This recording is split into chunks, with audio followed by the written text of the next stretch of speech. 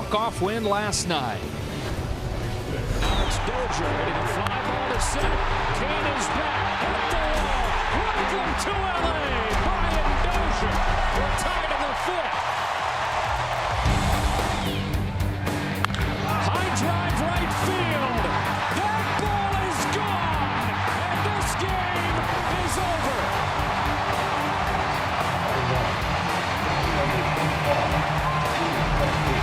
And so the Dodgers with a chance to salvage a series split. Joe Davis or Hershiser. Alana Rizzo joins us in a moment, and they have the right guy pitching for him. Clayton Kershaw takes it tonight. He's had 7 starts since he's come off the DL, and he was exceptional in his last start. Getting better, but then vintage Kershaw in the last one.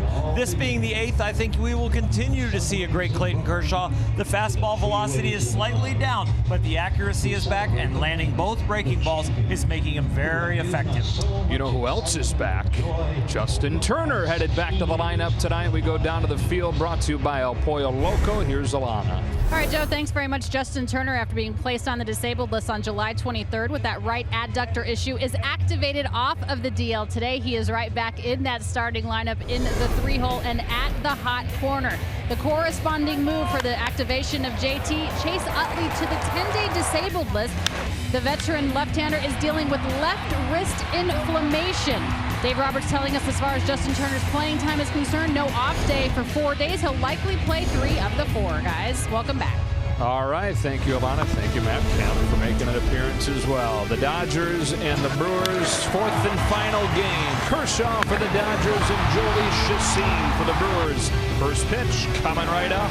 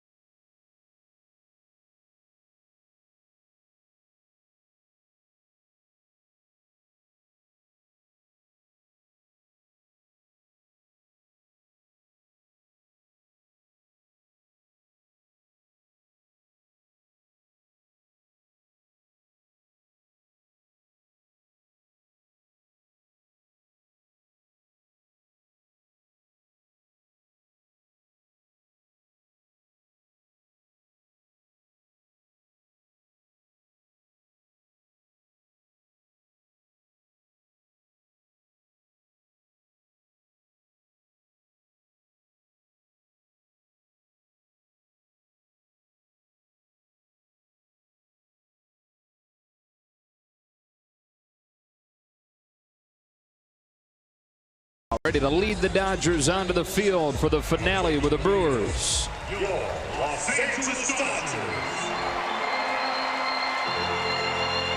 And like you talked about, Earl, coming off of what was pretty clearly his best start since the DL stint.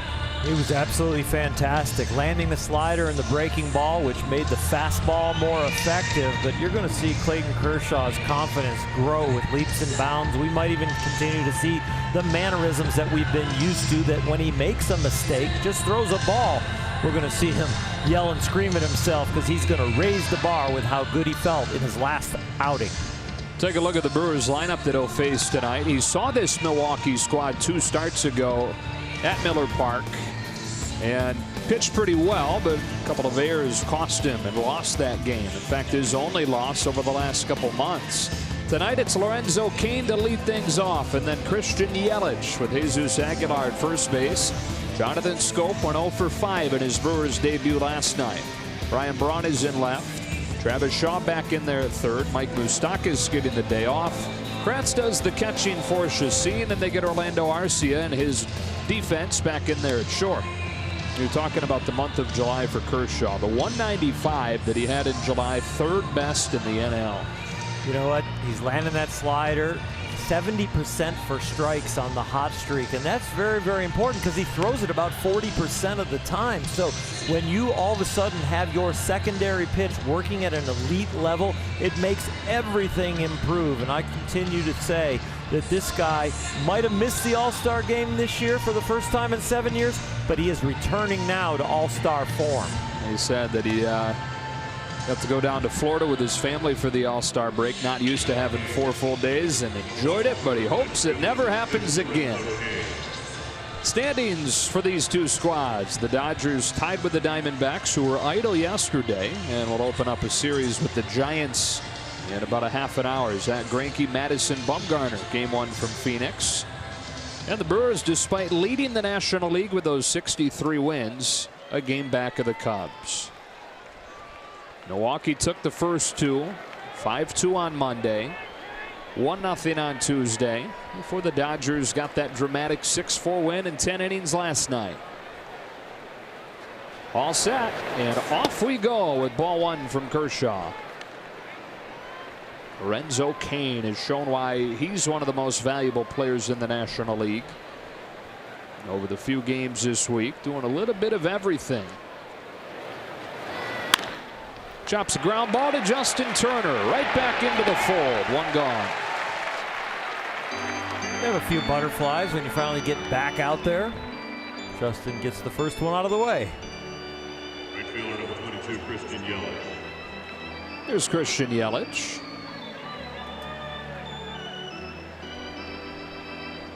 Had his 15-game on-base streak snapped last night with an 0 for 5. He was in some kind of a zone, took that 0 for 5, like you said.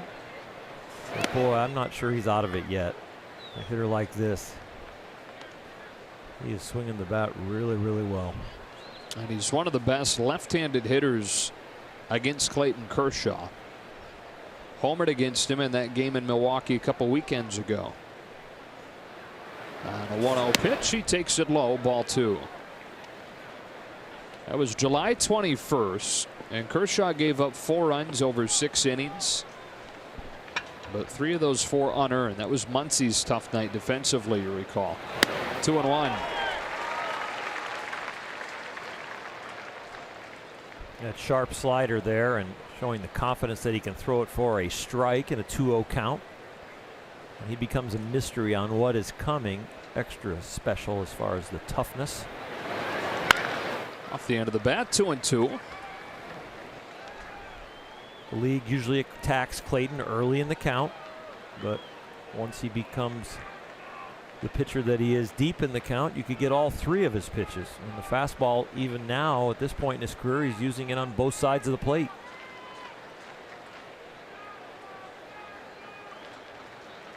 Here comes his 2-2, and Yelich jumps out of the way. Full count.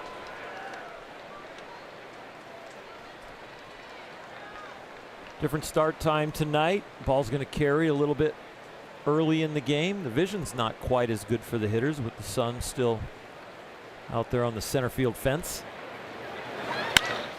Swatted to the left side. Base hit for Yelich, who starts a new streak. Peterson cuts it off. His throw to second not in time, and Yelich with a hustle double with one gone here in the first. First baseman number 24, Jesus Aguilar.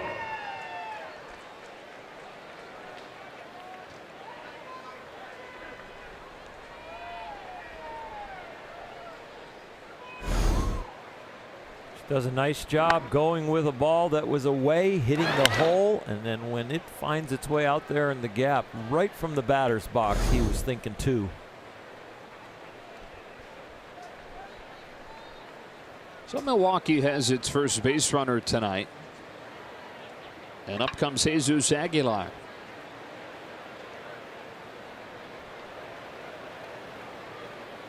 National League All-Star. Beat out Max Muncy in the final voting. He's hit 25 home runs, but 24 of those came prior to the break. Rough start to the second half at 6 for 40.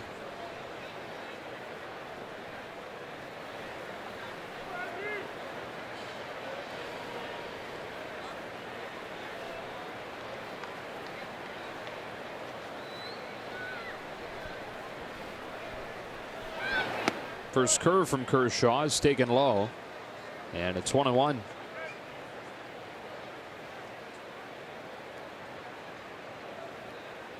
Dodgers snapping the 3-game skid last night with that extra innings win. They've got the best record in the National League since June 1st. Here comes a 1-1. Yelich or Aguilar with a good take, and he's had 2-1. Kershaw trying to prevent what Rich Hill kind of laid the foundation for. The Dodgers have not broken on top in this series in any game. Starters have had nicked up early.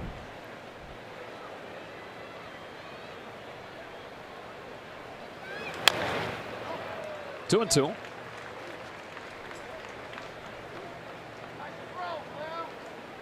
It's a good team. Brewers have won 7 of 10. After losing 8 of 9, it's kind of looking like Craig Counsell's club was going to fade away with the Cubs getting hot going into the All-Star break, coming out of the break. They've injected some new life into that lineup with Moustakas and Scope. They're getting really good pitching. Starting pitchers in this series for Milwaukee, as Jolie Chacin gets ready to go tonight, have combined to allow 3 runs in 17 innings. Wade Miley, who pitched to Jim on Tuesday night. He did his best Mark Burley impersonation. Boy, he works fast. He also looks a little bit like him, doesn't he, with that scraggly facial hair? Another 2-2. Full count. Working the edges, but not getting the calls. Clayton asking where that was. Brian Knight has it off the plate. So does the K-Zone.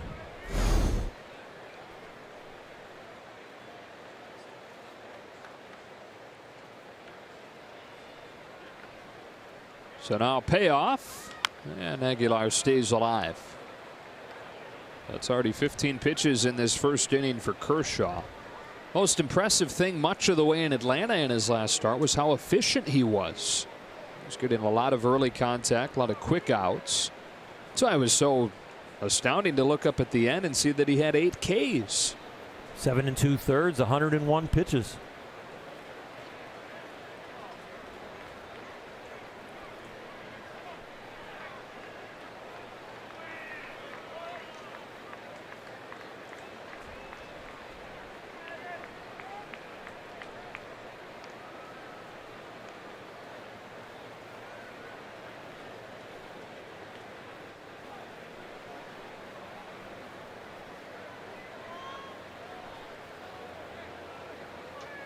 Feels like everybody thinks the game should start at 7:10. This is a little early. Not quite on their game right yet.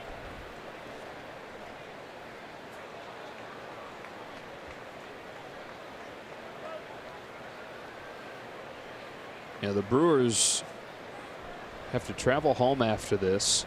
They're going to land at about 5 a.m. Milwaukee time and then play the Rockies tomorrow night at 7 o'clock. Another payoff, and he walks him, gets by Grandal, so the Brewers are at the corners with one out as Grandal just now tracks it down. It was like a hot potato. A breaking ball that popped out of his glove. I don't know if he got crossed up with the meeting that they had. I doubt that it got crossed up. It just looks like he doesn't go for the full block right there. He kind of reaches out like a first baseman to pick it, and then that little push right there, you're worried about that ball going in the camera well now.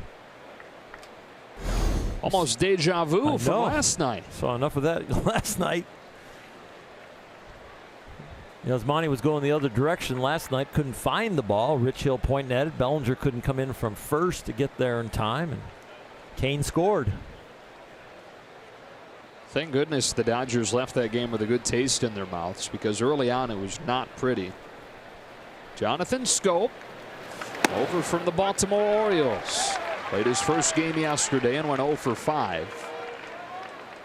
Schoop struck out 3 times. Both times that he put it in play, he was robbed of a hit by his best friend, Manny Machado. On this 0-1, he swings and misses, and it's 0-2. Machado says Schoop won't even talk to him now. Oh, they're not even text buddies? Nope. Wow. Manny said, look, dude, you didn't have to hit it over here. I'm trying to win. Turn the page.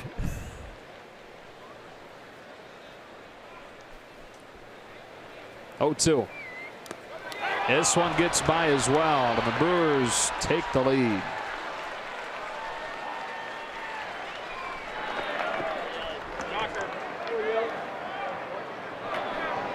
That's 2 that are just barely short, but I think Yasmani will tell you on both of them he should have had it. Same type of attempt, kind of the backhand snatch that he's going for. I'm not sure with the glare in center field that he's having trouble picking up the ball exactly where it might end up.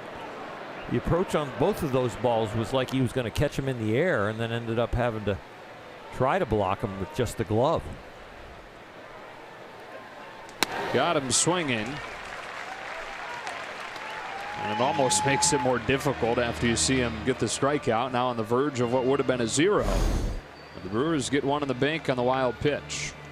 8 of those in his last outing for Clayton Kershaw with no walks. That was vintage Kershaw performance.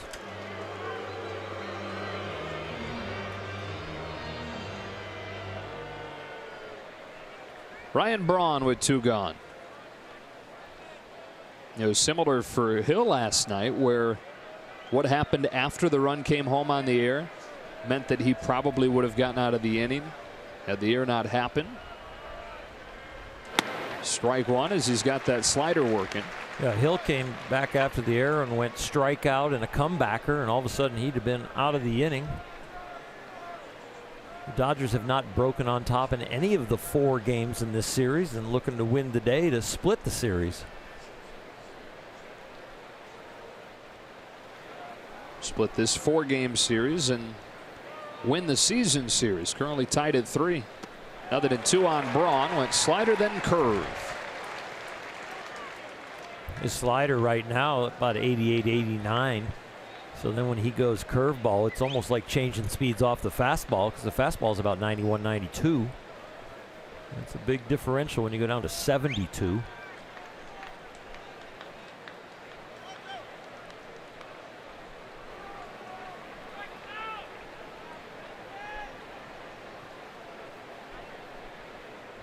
Trouble getting on the same page again. Clayton shaking Yasmani off on a few and then just wants to re-engage.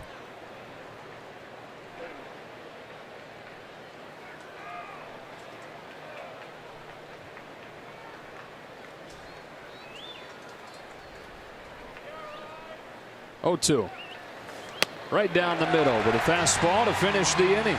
And he winds up getting back-to-back Ks after the Brewers get one on the wild pitch.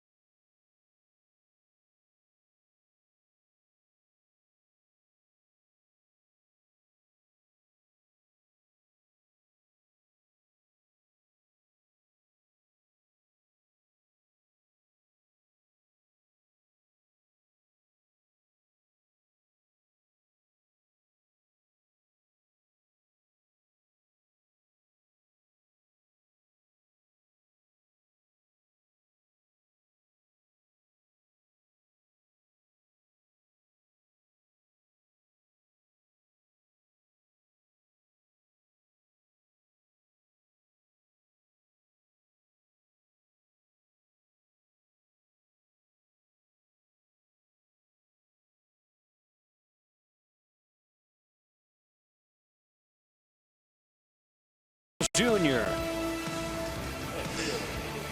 Dodgers battling from behind tonight, and here's the lineup that'll try and get it done with Jock Peterson headed up there to lead it off, and then Manny Machado. Justin Turner back in his familiar 3 spot with Grandal hitting cleanup. Bellinger in center. Dozier at second and Muncy at first, and then it's Puig hitting 8th and right. Against Jolie Chacin, who's 30 years old. He's in his 10th major league season with his 6th different team, and is having his best season since his first couple in the majors. Slider is much improved, and he's thrown a lot more often, especially to righties. Starts Peterson with a strike. Last 3 starts have been exceptional. No more than 1 earned run in all 3 of them. Beat San Francisco in his last start. 7 innings in that game. 1 ball and 1 strike on Peterson. And so he's had a lot of games where he's been untouchable. More than half of his starts this year, 0 or 1 run. But he's also given up 4 or more 7 times. So kind of a boomer bust guy. Peterson crushes one. Forget about it. Tie game.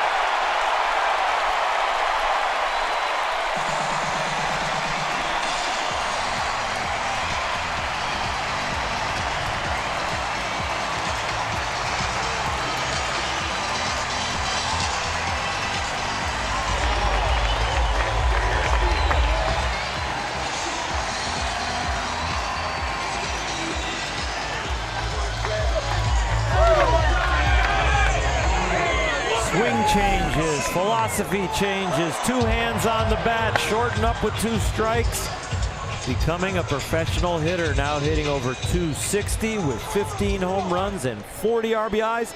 2 months of the season left to go still. And now Manny Machado in a 1-1 game here in the first. Peterson had that 10 home run June, hit 2 in the first 3 days of July, but that's only his 2nd since then. So good to see him get back in the power column.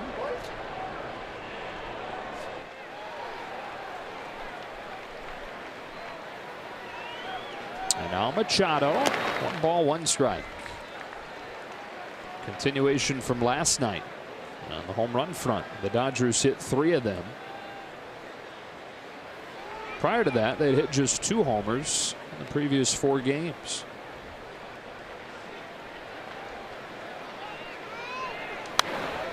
One and 2. Took him 4 innings yesterday to get it going before the back-to-back home runs. Tied the game at 2 with Grandal and Dozier. It was a lot of fun to see Dozier get a curtain call here at Dodger Stadium in his debut game. Make you feel welcome in a hurry.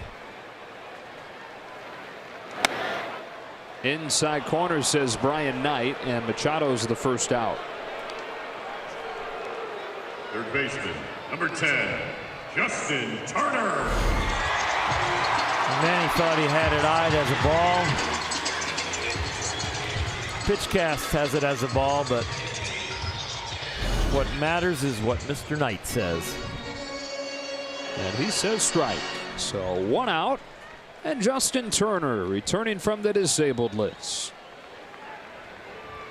Plug right back at third base, moving Machado to short. And right back in the 3 spot in the lineup. He takes ball 1. First game for Justin since July 22nd. And that was just a one-off. This is only the 2nd game for him the last few weeks. Silver lining to that all is that while he's letting the groin get better, he's given the wrist on the bottom hand and the thumb on the top hand, which Dave Roberts talked about today as ailing Turner throughout the year. Given those 2 things, chance to get well. 2-1. They haven't had him for 66 games this year. And when he's been in the lineup, they've been much better, either his production or his presence. 13 games over 500 when he's in there.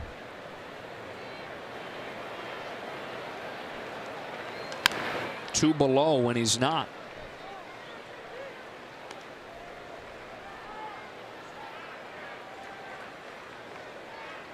3 below, beg your pardon. You get the idea, though.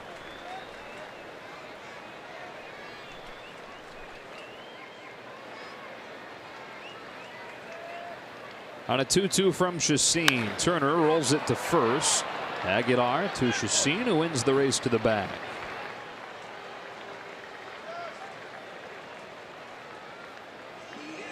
Number 9, Yasmani Grandal. Well, Grandal started August the same way that he spent much of July, scalding hot. Back to July 1st. Yasmani Grandal leads baseball in on-base percentage, leads baseball in slugging.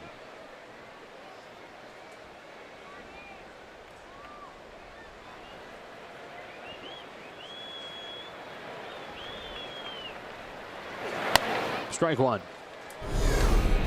He has absolutely been magnificent. Free agent season for Yasmani Grandal, but he is driven on a daily basis no matter what the contract status. But right now, when you expect catchers to start to fatigue a little bit and probably slump, he loves the month of July.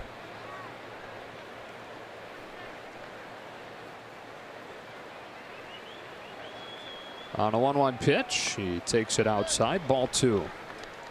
2 home runs last night. Giving the Dodgers their first run in the 5th. He admitted that he didn't think that one was out, thought he hit it too low. And then the game winner in the 10th. 3-1. What I loved about that first home run is it was a slightly elevated pitch, maybe belt high or slightly above, and that's a pitch that sometimes he will pop up. He loves the lower ones. Full count. And Grandal had actually missed almost that same exact pitch his first time up and went back into the dugout. When he walked past Turner Ward, he said to him, if he throws me that again, you know what I'm going to do to it. And he did. Takes the walk here.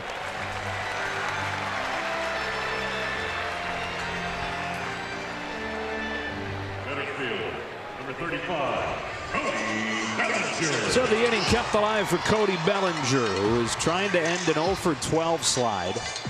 But he feels like he is close and thinks the last 2 nights the swing is as close to where he needs it to be as it's been in a long time.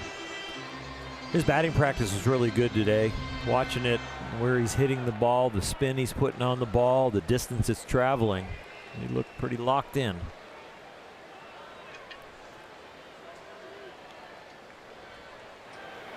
Grandal at first and 2 out. He takes ball 1. You hear guys talk about their A swing.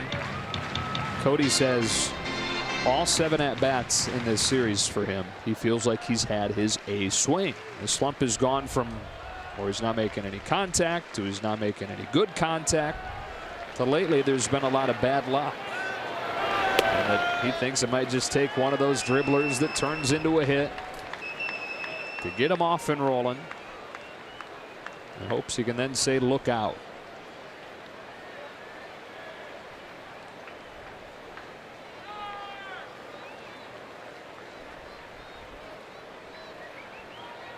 Two-0.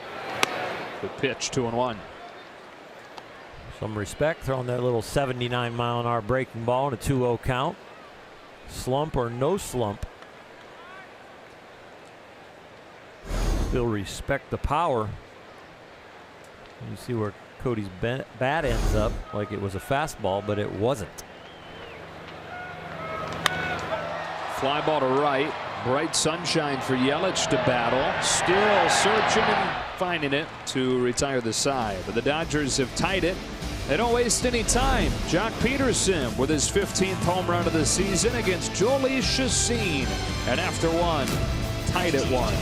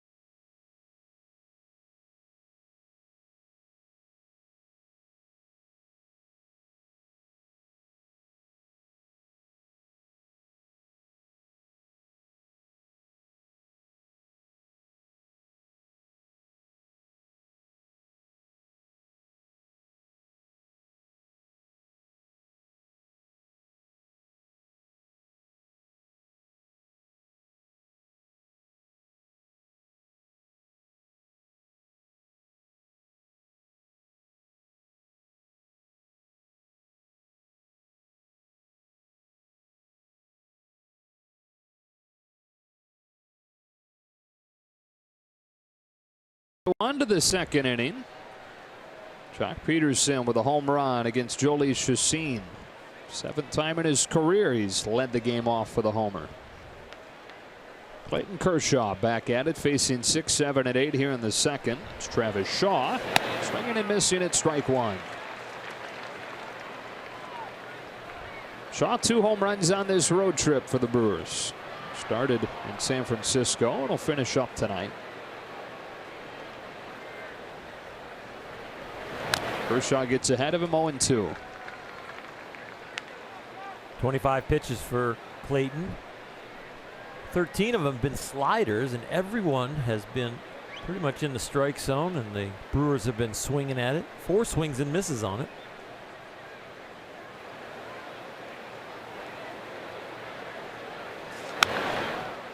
To the fastball there, but dropped down to do it. Shaw hacked it foul.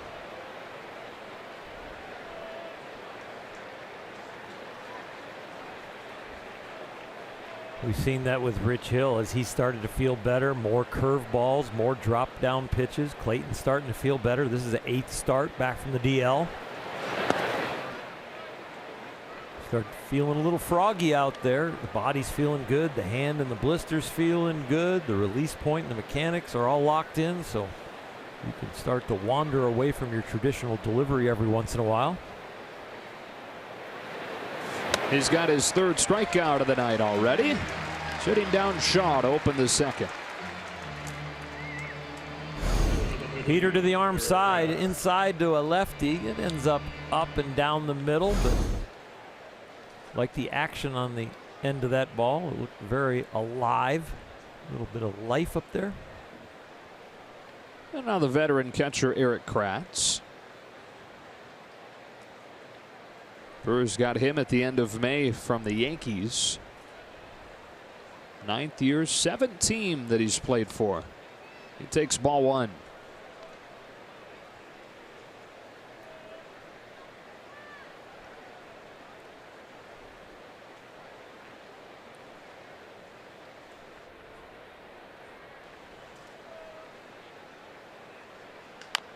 Bouncing ball to Turner at 3rd.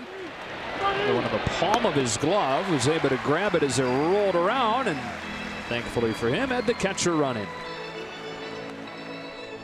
Justin needs to tell his glove he's off the DL. These are no longer practice balls. This one kind of hits the thumb as we take a look at the Morongo slow-mo cam. That's why you have 2 hands up there. You don't have to use the glove to catch it. Just kind of deflect it into your bare hand. I think you can blame Kenley Jansen. Kenley took grounders with it today during batting practice. Probably stretched it all out. Big ol' hands. Orlando Arcia, strike 1. That actually, I'm surprised for you to tell me that, because usually guys don't let anybody touch their gamer.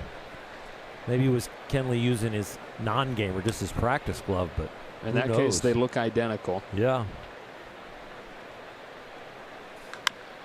That's a bullet foul, and it's 0-2. Kenley often takes ground balls at 3rd. Usually, though, it's with Justin Turner. They kind of take turns, and Turner was in the middle of his batting practice. Kenley wanted to go field to field and shouted in towards the cage and said, "Let me use your glove." So Justin grabbed one and flung it out to him.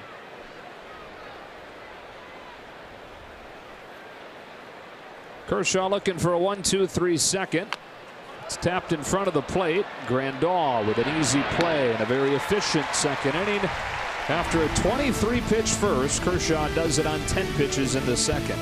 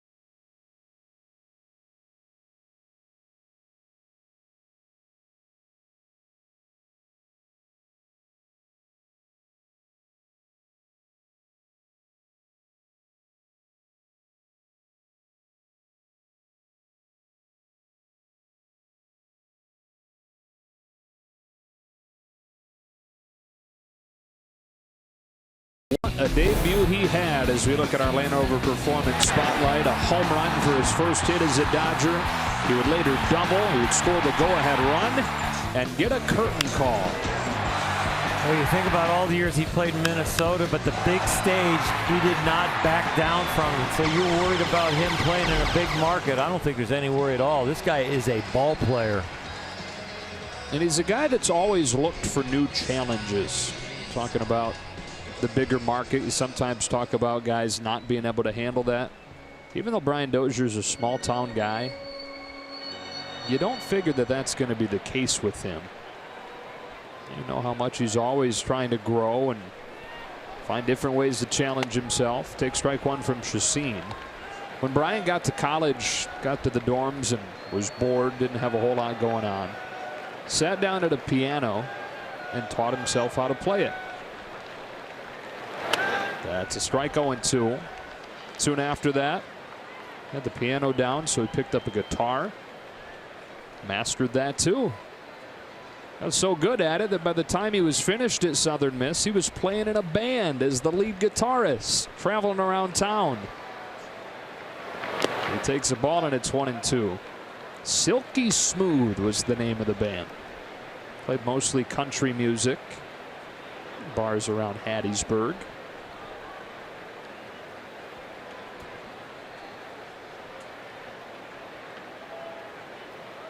Good nickname for a middle infielder.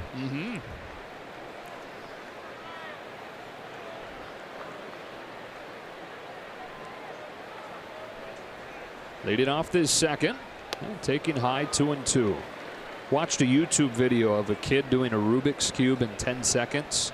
Was intrigued, and so taught himself how to do it as fast as possible. I thought just doing it was an accomplishment. You can do it in less than a couple minutes. Wow. He's worked it full. And in other ways challenged himself. Learned Spanish for two reasons. Wanted to be able to better communicate with his Spanish-speaking teammates around the clubhouse. And then the other reason is that him and his wife Renee have made multiple trips to Nicaragua to help install clean water systems by digging ditches, and he wanted to better relate to the people there.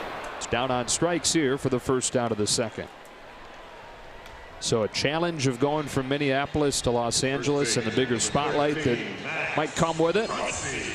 Bring it on, says Brian Dozier. One out in the second, and here's Max Muncy.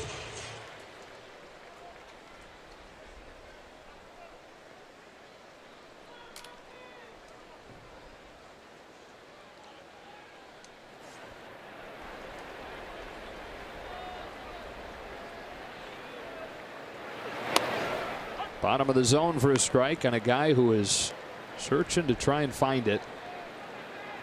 2 hits in his last 30 at-bats.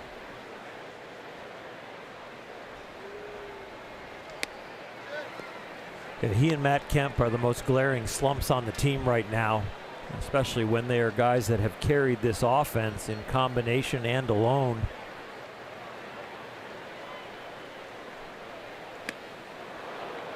1-2 on a big breaking pitch.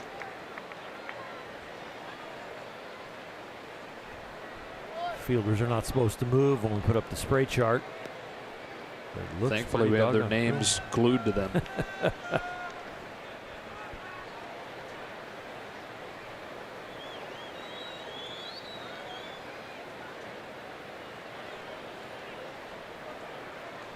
Back-to-back Ks to open the second for Chacin. Sharp breaking ball right there from Chacin. It just bottomed out at the plate. Pitch has got some great finish to it. The off-speed part of it gets him out in front, and the break makes it miss the barrel. And it's always been his best pitch. He calls it a slider, but what he's doing differently this year is he's really changing the shape to the point where that one looked almost like a curveball. Yeah, he throws a breaking ball. Right. And he can call it whatever he wants after that. But if he's changing the shape of it and the speed of it, then it's just a breaking ball. I don't know how they're going to chart it, where you classify it. If some fall in the curveball category, some fall in the slider category, and might even find a cutter in there. And there with a strike to Puig. The ball goes right to left with spin. Yeah. Corey Kluber, Cy Young Award winner in Cleveland, he calls his pitch a breaking ball just so he doesn't feel like he's got to shape it one way or another.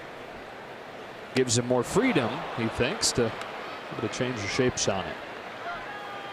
You stare in at your catcher with a right-handed hitter or left-handed hitter, and then the more information that comes at you with the swing, when they started, their timing, what you have as the scoreboard, changing the shape and the speed of it is part of the strategy of pitching. Puig hits a soft chopper left side. Arceal with a bare hand pickup to get him. And that is why he continues to draw starts despite being the worst hitter in the National League by many measures.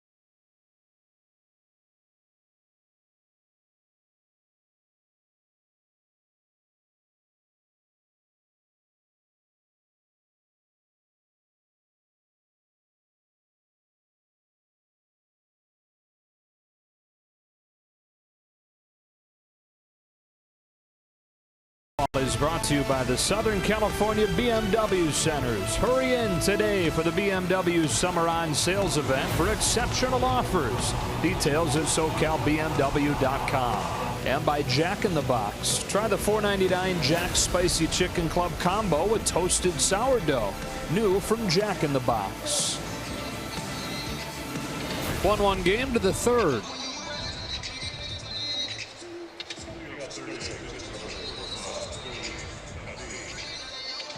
Kershaw to face 9-1-2 in this inning. Chacin, Kane, and Yelich coming up, with the Brewers getting a run in the first inning on a hit, a walk, and 2 wild pitches.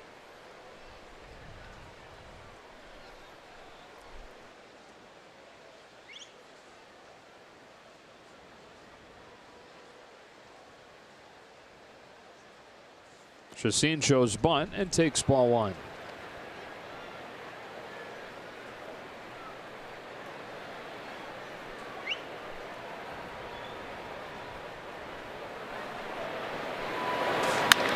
That's inside the bag and down the line.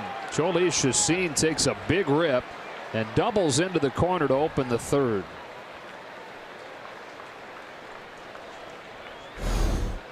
Well, you like it when a pitcher's going to lead off the inning. You think it might be an easy one, but Chacin finds some barrel and finds the line. You do not expect the pitcher to hit it down the line to the pull side. Pretty good hitter, around 200 on the season, but that is his first extra base hit. And now you got to go through the gauntlet of the Brewer order at the top. Kane has been outstanding this series, and so has Yelich behind him.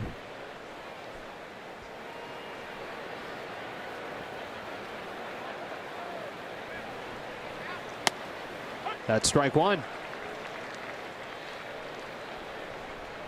Kane grounded to third his first time. 5 for 14 this week. 4-game series always seem like extra long, not just one game longer than a 3-game series. Feels like they've been here for a week. Feels like October. Yeah. Other than 2. What do you think after these 4 games here, 3 games back in Milwaukee? Do you think this is a postseason team? It's one of the more talented teams we've seen all year, and they're an exciting team to watch. They play with a lot of passion, got a lot of talent, but they're third in the league in strikeouts. Is that going to creep up and bite them? Is the starting pitching really going to hold up? Bullpen is very impressive. That's inside, ball 1. And I think the offense is going to stay impressive. Yeah, I think the offense is much more impressive this week than it was when the Dodgers saw the Brewers in Milwaukee, with the addition of Moustakas and now Scope. And if those guys can bring the power but also cut back on the strikeouts and hits with runners in scoring position. Jam to the right side. Muncy lunges to get it, but at first Kane is safe.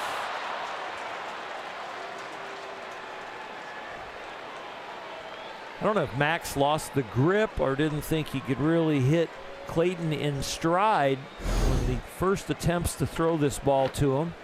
Gets good range, gets the ball in his glove in his hand, and yeah, just kind of doesn't really have an angle for the throw. Let's take a look at the exchange. He's got it. And right about there, I don't know if he picked up Kane and didn't see Kershaw, but there definitely was a hesitation there and kind of broke down right about there. It's ruled a hit for Kane, and the Brewers are at the corners with nobody out. And the hitter is Yelich. Doubled and scored the Brewers' run in the first. Here he takes strike 1. Dodgers have played some erratic defense through this series, especially early in the games. It's been misleading to how good a fielding team they are, but they really just kind of hit a little skid here.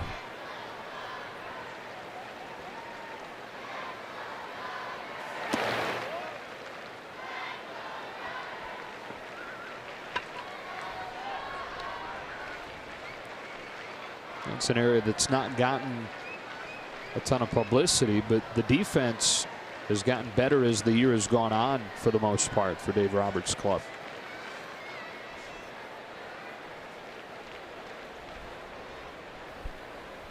Kershaw to Yelich with a 1-1 pitch. Nice looking curve, lands for strike 2. That's been landing more often, and when Clayton has been hot, he's been almost throwing the slider at an 80% clip for strikes. So you got to be ready for anything when he's throwing the ball the way he is right now.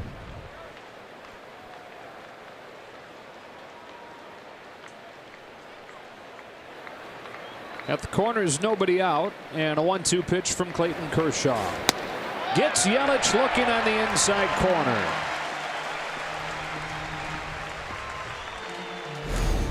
This is pinpoint accuracy. Wow. Special pitch in a big situation. Now has a chance to get out of here in this first and third 1-out situation without giving up a run. With a decent double play candidate at the plate in Aguilar. Drew a walk his first time.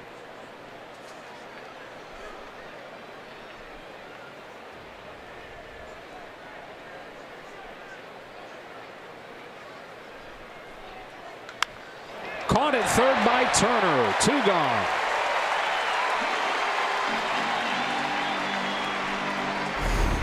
Baseball probabilities. Little routine ground ball should have been an out. They didn't turn it into an out.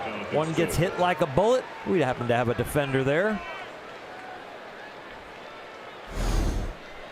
But you baseball players would say that they actually don't tend to even out over the course of a year, huh? Well, the hitters say it doesn't. They don't even out, and the pitchers say it doesn't even out. So I don't know what it is. I think it's just from your perspective. Wait, they both say it doesn't even out? Exactly. Then it probably doesn't even out. Probably doesn't. Yeah. I think we've solved it. 2 on, 2 out, and it's Scope. Strike 1. Struck out swinging his first time. and has struck out in 4 of his first 6 at-bats as a Brewer. Boy, with this speed, nice job by Kershaw if he can get out of this with no damage. They had him at the corners with nobody out.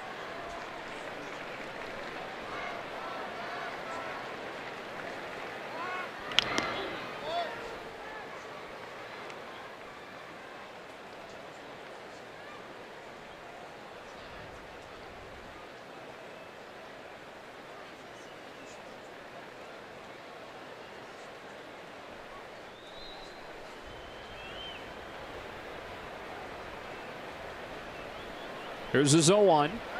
Curve is fouled off with Kane running. He's ahead 0-2.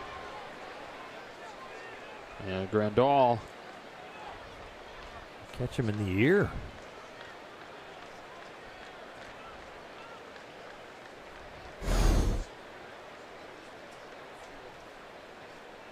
Oh, the bat. Oh, yeah. As soon as the ball's gone, it's got to be the bat. Wow. That is a big old backswing. It'll make you put the hockey mask back on.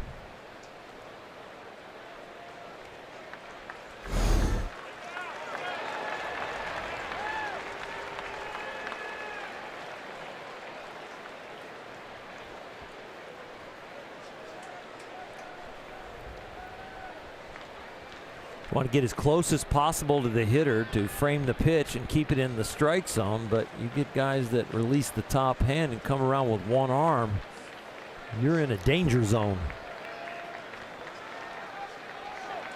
Set for the 0-2. Fouled off. Got Scope with a slider his first time up there. One of the 4 strikeouts for Kershaw through 2 2/3.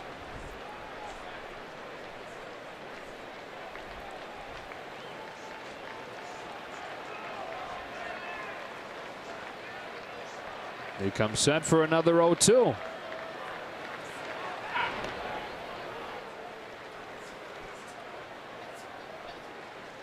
Two strikes on Scope, but you just don't want to let Kane just walk into second base, not pay attention to him. Then all of a sudden it might be a 1-2 count with second and third. You've still got to maintain some concentration on the runner at first. Another 0-2. And he fouls it off again, and Grandal feels something again. Not sure if it was the tip or the backswing. Foul ball to the toes. Yeah, the inner ankle. You got him with the backswing again, though. Did he really? Yeah. I guess it was padded. Got him on the top of the helmet, but still. Deep right in the box, back. yeah. First and third, 2 out. Kershaw deals. Ball 1. Yasmani might default to pitching him away now. Yeah. Stay away from the backswing. So they go fastball in and he's down and underneath him.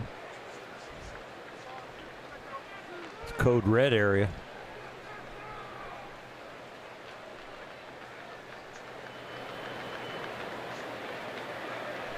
Now 1-2 coming inside and missing low. So 2 balls and 2 strikes on Jonathan Scope. Traded to the Brewers from Baltimore. An all-star last year. The number is not quite as good overall this season, but he was one of the best hitters in the AL in July. So the Brewers are getting him at the right time. Chacin at third, Kane at first. 2-2.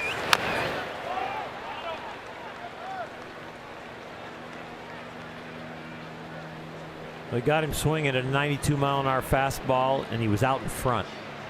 2-2 count, no threat of the walk.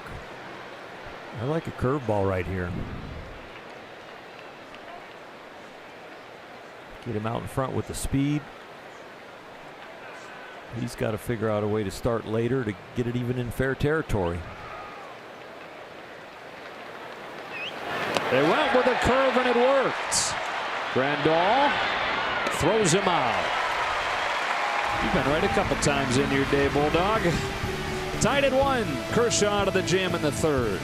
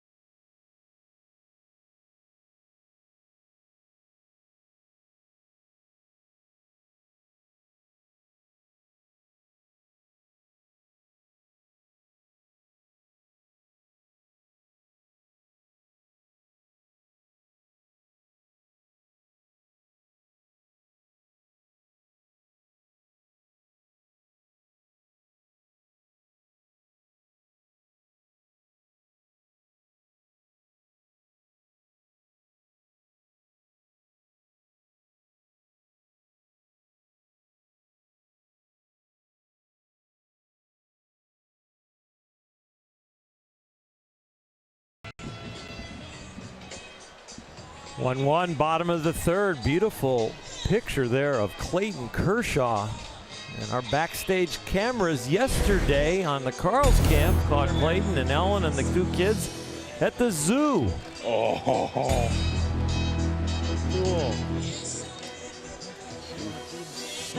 Charlie, you want to try, Bubba? Callie learning that's a giraffe. Uh-huh. Try to feed the giraffe. Wow. Great stuff. As always, great access from backstage Dodgers. Dodgers and Brewers are tied at 1. Didn't look like that was going to be the case when the Brewers had first and third, nobody out in the top of this inning, but Kershaw was able to get out of it. I'm sure he's going to be up there battling, trying to return the favor that Chassin gave him with the leadoff double that put him in the jam. That is ball 1. Kershaw coming off of one of the great performances by a pitcher at the plate we've seen in years. Reached 4 times in Atlanta and was the first pitcher to do that since Mike Leake in 2010.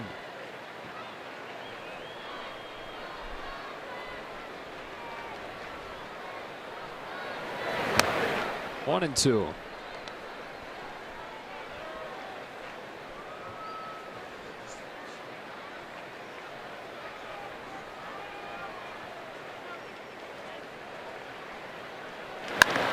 Hard ground ball, but Scope is there.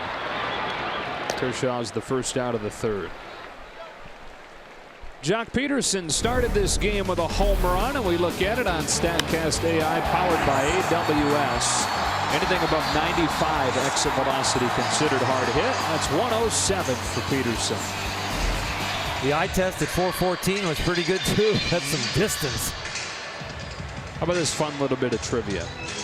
It's the 4th time in franchise history the Dodgers have had a walk-off home run followed by a leadoff home run. Last time that it happened, September of 2006. Nomar hit a walk-off, and Furcal hit a leadoff the following day. That is strike 1 on Jock Peterson.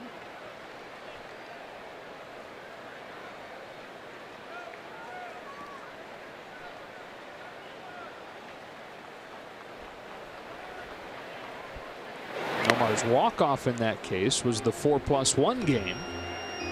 That seems to rear its pretty head an awful lot on our broadcasts, pre-game and post-game shows.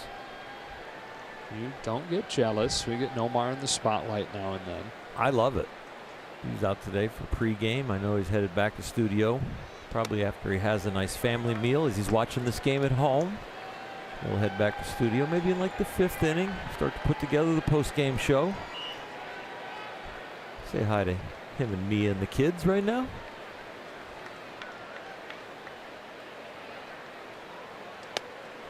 Stevens counted 2-2. If we would do that for another friend, we would expect a text during the broadcast, but Nomar's not a big texter. No. Hates him. If it's a group text, no way. Nope. He is Switzerland.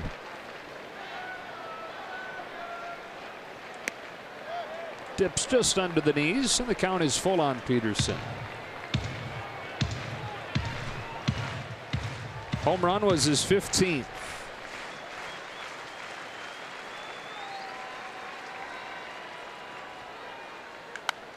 Hit hard but foul. It was his 15th this year. It was his 2nd against Jolie Chassin. Another one that he hit against Chassin came during the single worst outing of Chassin's 10-year Major League career. In this ballpark, opening day last year, Chassin pitching for the Padres gave up 9 runs on 8 hits over 4 1/3. Peterson tomahawks one to the ground for Scope, who makes an error, and the Dodgers catch a break here in the 3rd.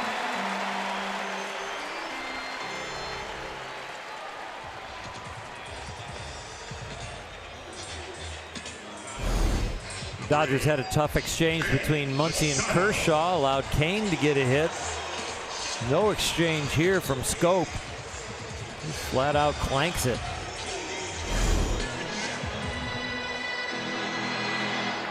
So one out base runner for Manny Machado. Dodgers gunning for their first lead of the night. Trying to salvage a split in this 4-game series.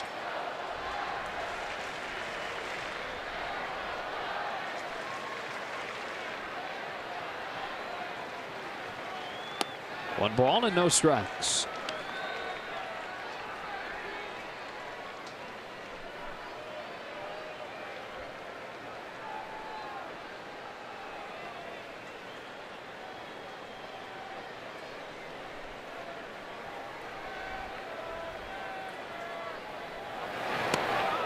That slider gets him swinging. 1-1.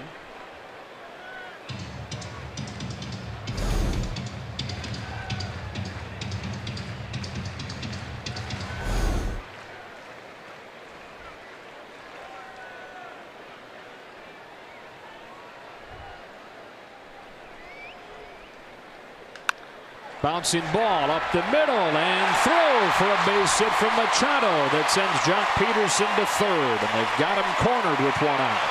Then the throw kicks away, and Peterson comes home to put the Dodgers in front.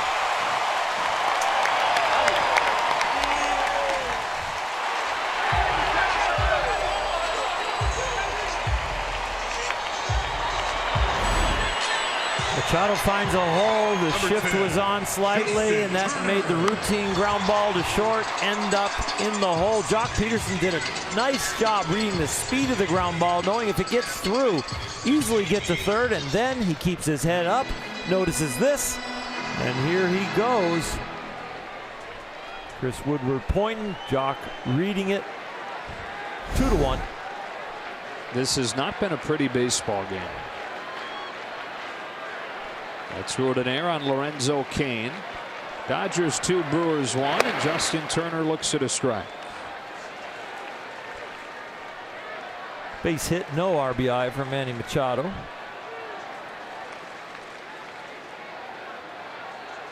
Showing a lot of the pressure of being in LA on his face right there.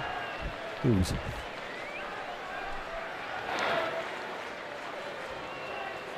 You say sarcastically. Yeah, he just plays so relaxed. Tells you how confident he is in his talent.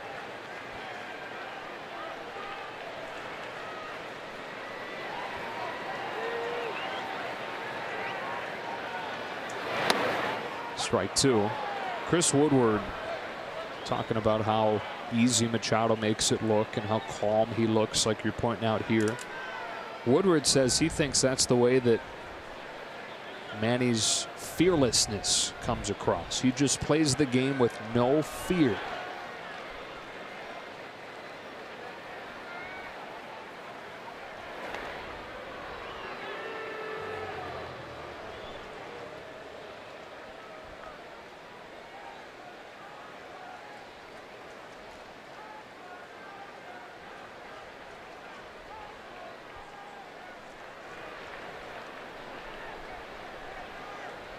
Turner, who grounded out in his first debut off of the DL. With Machado running, takes a ball, and he's throwing it easily. Says hello to his buddy Jonathan. He broke almost as Chacin was about to lift his leg, not even on the leg lift. Got an outstanding jump leaning towards second. Scope's not talking to him still. Yeah, he didn't even want to. He didn't even want eye contact.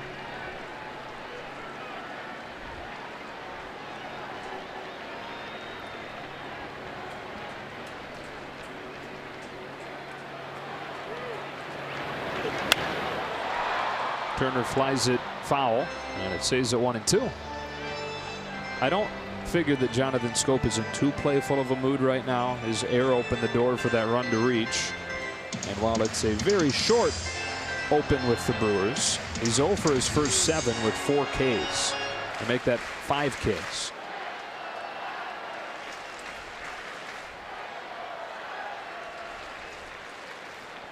It didn't look like a face of a guy that wants to be in a conversation.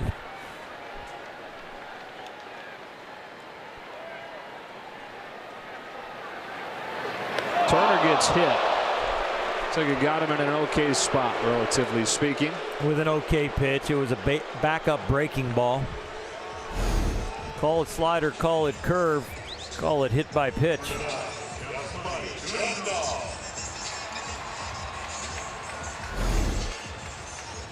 And boy, if things shifted or what. Brewers had first and third, nobody out, with an incredible opportunity to take the lead in this game. Kershaw is able to get out of it despite 2, 3, and 4 coming to the plate.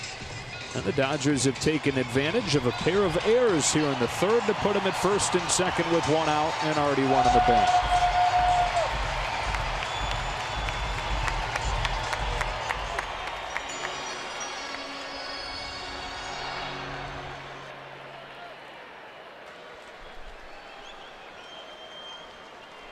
The hitter is Grandal, and that's ball one.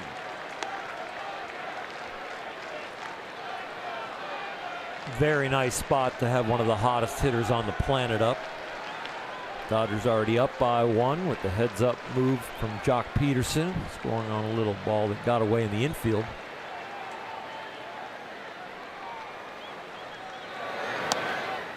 Two and 0. Talked about how Jock homered against Chacin on opening day last year. Grandal did too.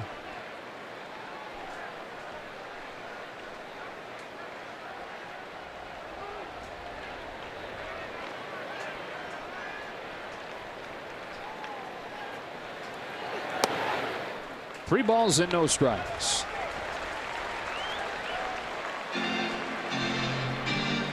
Cody Bellinger waiting on deck.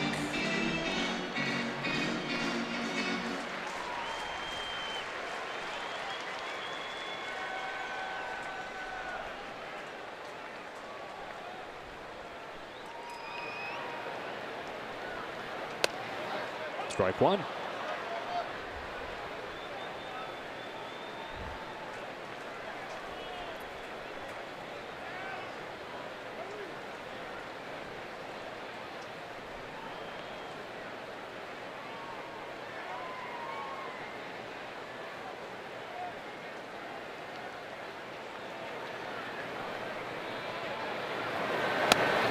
That drops in there for strike two.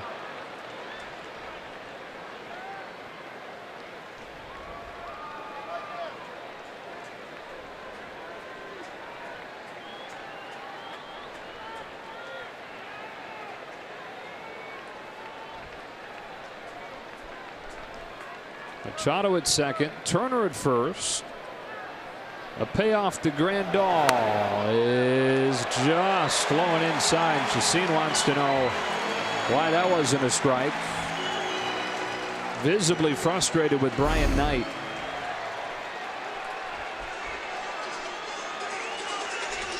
Pretty good pitch.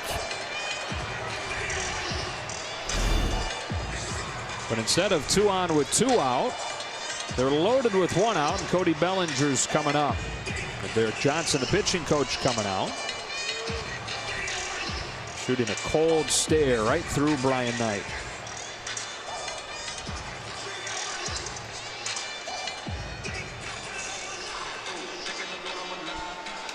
Just out there to settle him down and maybe even wait for the home plate umpire to come out and give him a piece of his mind. See if Derek Johnson is even longing for this game if he decides to argue balls and strikes.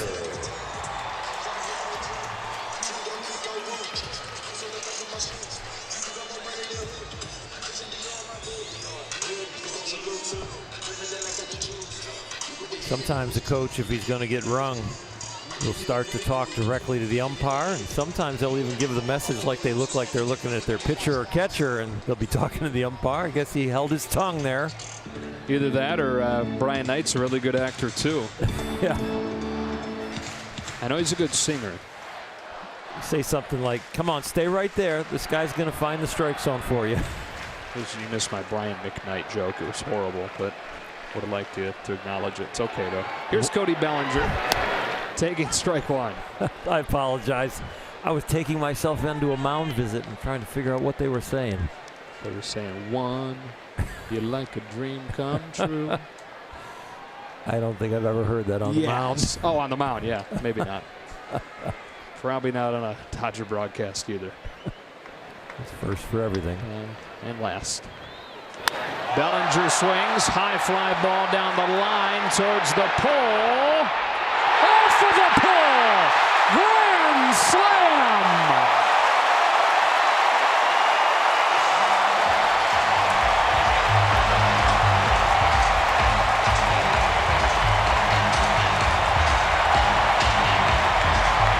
Bellinger threw his hands in the air, thanking the heavens. Something breaks his way.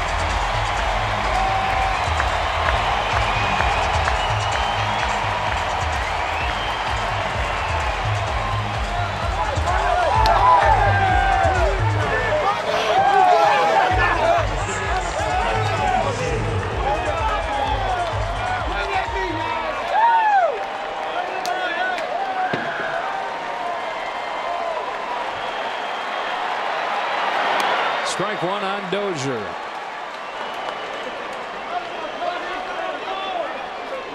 Cody's been hitting bullets down the line, but foul the last few days.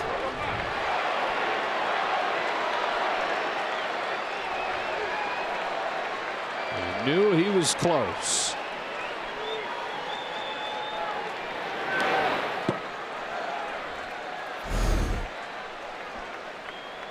High arcing routine fly ball. 330 is enough. Is it going to stay fair? And it hits the Emirates foul pole for a granny. And the reaction from Cody says it all. 2-1 on Dozier. Finally, something goes our way, and especially my way.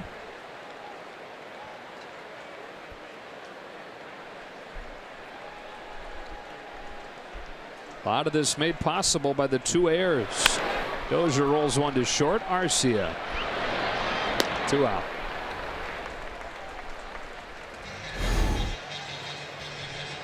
Well, you know how high it went. 39 degrees. 342. So it would have been about the 5th or 6th row, but the foul pole blocked it.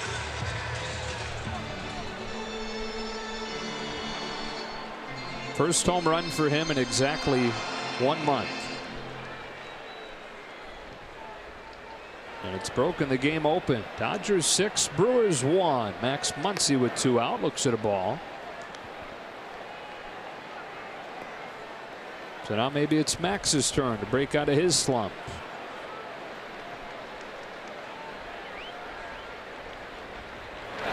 Ball on a strike. Grand Slam pads a few stats, hitting with runners in scoring position and that home run total. 3 yesterday, 2 on the board so far today.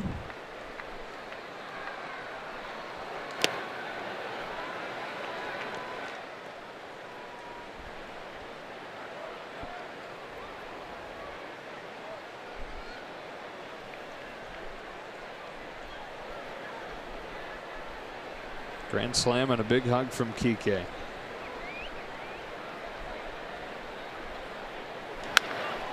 Caught it short. It's Travis Shaw who had slid over. Cody Bellinger snapping along over with a high fly ball down the line. He was hoping and praying and wishing, and it clinked off that pole for a grand slam.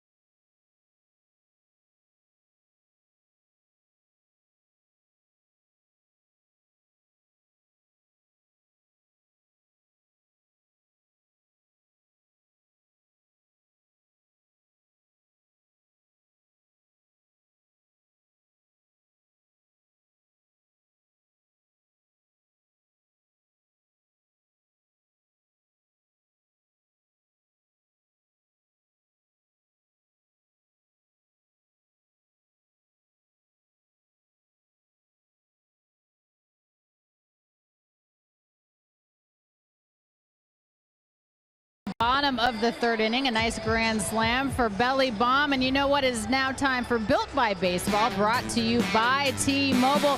A very interesting first pitch earlier today, a ceremonial first pitch. Kevin Hart and Kourtney Kardashian throwing out the first pitch today. Kevin Hart stopped by Dodger Stadium today to shoot an episode for his second season of YouTube original series, Kevin Hart, What the Fit.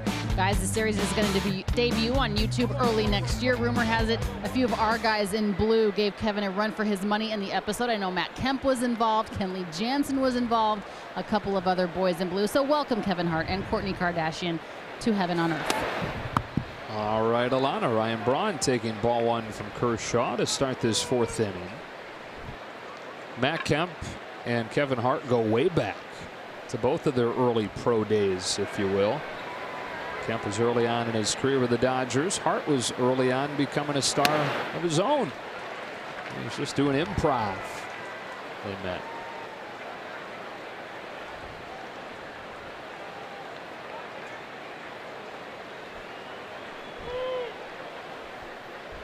Kershaw delivers 1-1, and Braun takes it high.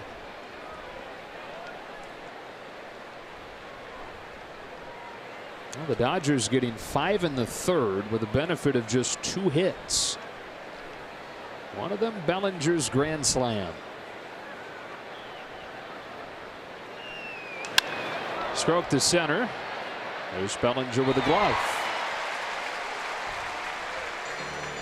MLB.TV is now available at a lower price for $59.99. Watch every out-of-market regular season game, plus get a free subscription to MLB at Bat Premium. Blackout and other restrictions apply. Visit MLB.TV to take advantage of this special offer. One gone in the fourth, and the mayor of Ding Dong City is up.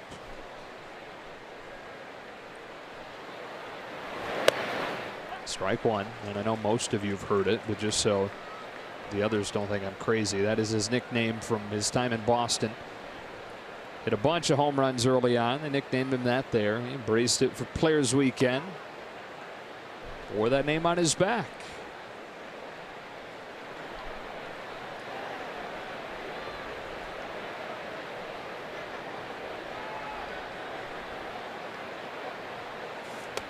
One ball and 2 strikes.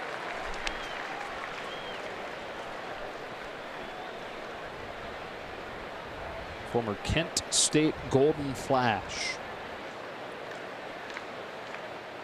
28 years old now, 4th year in the majors. Waiting on this 1-2 from Kershaw. And taking it high as Clayton drops down again. Both times he's dropped down, it's been a fastball.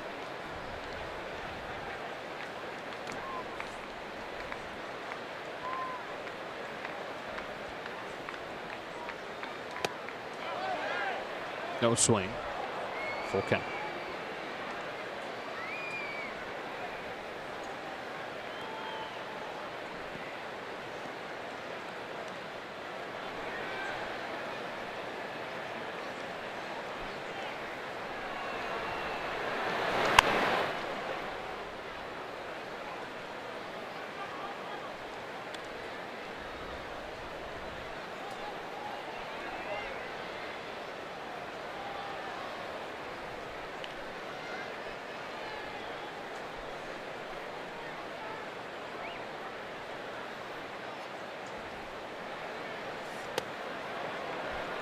Just misses up, and that is a 1-out walk.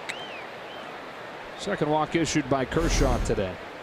Number 15, Eric Kratz. Seems to be a pretty tight strike zone tonight. Pitchcast has had a few balls in the strike zone that have not been called strikes.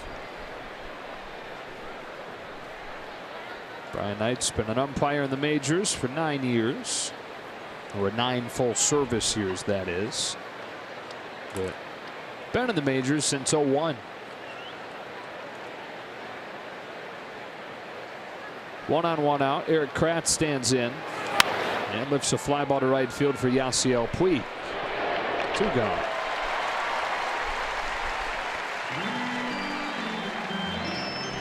Not many make the routine more fun. Number 3, Orlando Arcia.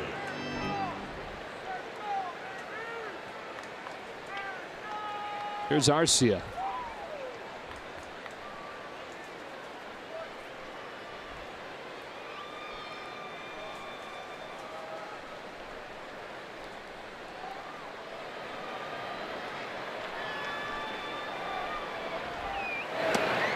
two Arcia brothers that have played in the majors. Got Orlando, who's the slick fielding, light hitting shortstop. His big brother Oswaldo played 4 years in the majors, a power hitting outfielder. Now in Japan playing. Got their skills from their mom, who's the captain of Venezuela's national softball team earlier in life. Orlando will turn 24 on Saturday. Third year with Major League time for him.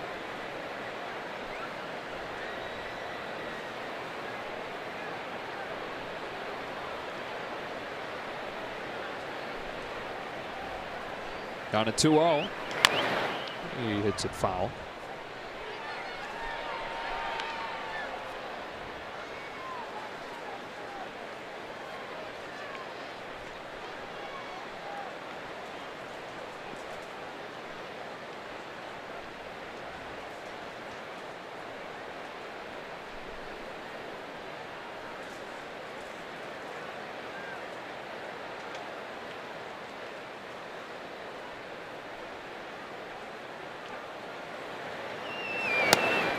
Two balls and two strikes. Clayton trying to get this over as quick as possible. You get that 5-run lead up there. You want to post to 0, and you want to keep your pitch count under control. Extending this inning would not be something he would appreciate. I'd like to get him out right here.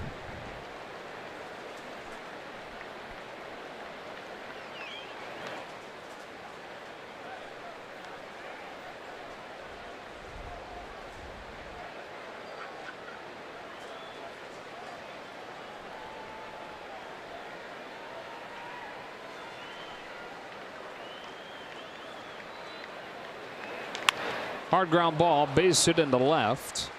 Arcia's first hit of the series. So they do get the lineup turned over as Chacin comes to the plate. Arcia, Clayton would say, I'm supposed to get him out. Chacin, I'm supposed to get him out. They both have hits. Gonna have to get the pitcher out here to get out of this inning unscathed. And those are 2 of the 4 hits against Clayton tonight. Chacin's was a double.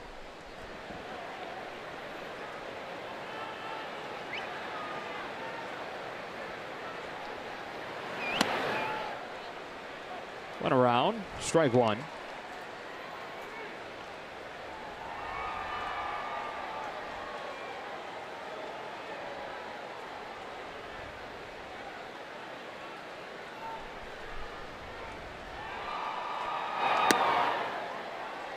Ball on a strike.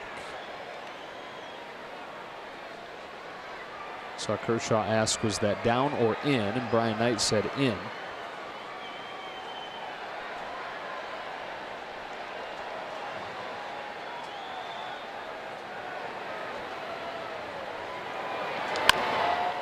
Chopper cut off by Turner. Set his feet. Throw him out. That's that for the Brewers in the 4th. 6-1 to the bottom half.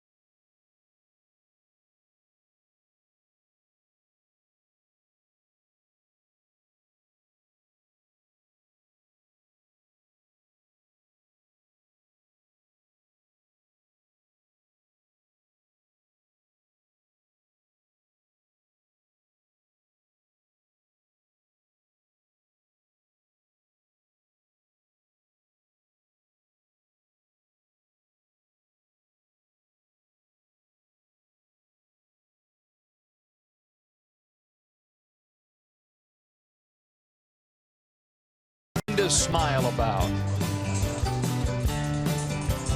Having some fun at the ballpark tonight. Dodgers in front 6-1 as we go to the fourth, and we welcome you inside. And in the baseball is weird department, the Dodgers are getting out hit, but lead 6-1. They hit the foul pole too, and it was fair, and it counted for 4 runs. So Cody Bellinger's glad that happened. Clayton Kershaw seems to be on his game. Last 11 2/3 innings, only 2 runs. What are you seeing from him that's different as he continues to make his way back from that injury? Better mistakes. You know, even when he's getting the ball, called a ball, and it's just missing, he's right around the edges. And then when he goes to finish people off, he can make the pitch. I think you're seeing a lot more consistency, and I think that's why we're seeing more and better production. He'll bat second in this inning against Jolie Chacin. We'll try and eat up some innings for the Brewers.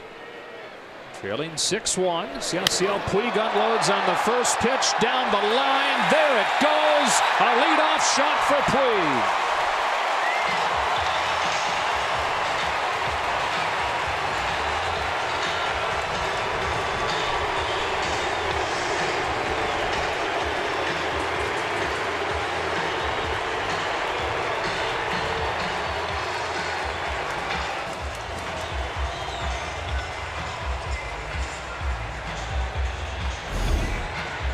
It was a blast.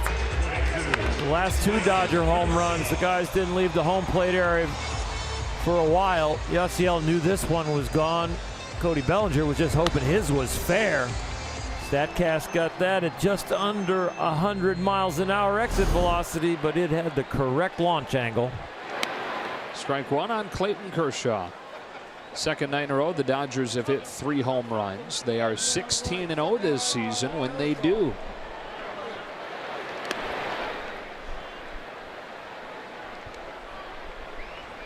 So that's 6 home runs over the last 10 innings. 6 home runs last 10 innings. There's the kiss. They had 2 home runs over the previous 4 games. You already got him, Yasiel. Look at the look on Turner's face.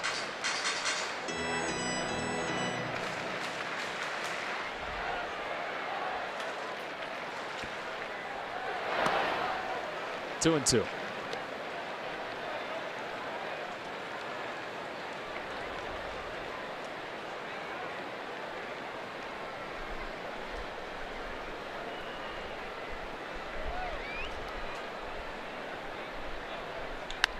Kershaw rips a base hit to the right side. After reaching 4 times in his last start, he's got a single here in the 4th. Pitchers are not supposed to be classified as athletes, but number 22 sure is. Feels his position as 1 Gold Gloves. Nice short compact swing. The only thing not on his resume, the World Championship and a Silver Slugger, and I think he's going to end up with both someday. Jock Peterson started the night for the Dodgers with a homer and reached on an error. Kershaw, by the way, has reached in 4 straight starts. It'll be hard to win the Silver Slugger this year. Max Scherzer is hitting .294. Long way to go, Joe. Long way to go. Only problem is they only start about every 5th day, so yeah. Not as many at bats that you get as a normal player to catch somebody.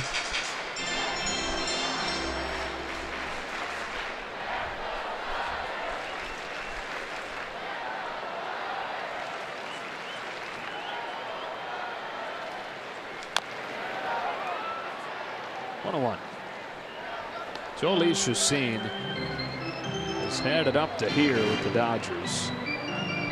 This is his 25th career start against the Dodgers. More often than not, they've done something like this against him, at least recently. He started his career in Colorado, had some really good seasons there before he ran into arm problems. Arizona for a year, Atlanta and the Angels.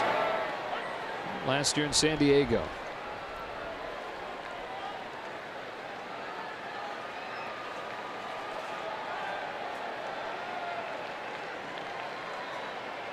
What do we say off of the top? He's had a bunch of games, more than half of the starts where he's been almost unhittable. but he's also had his fair share of blow-ups.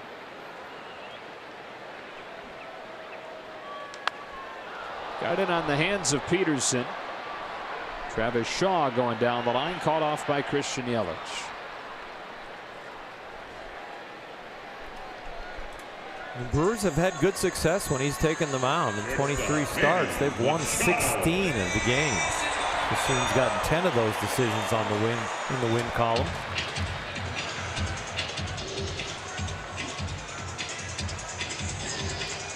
One on, one out for Machado.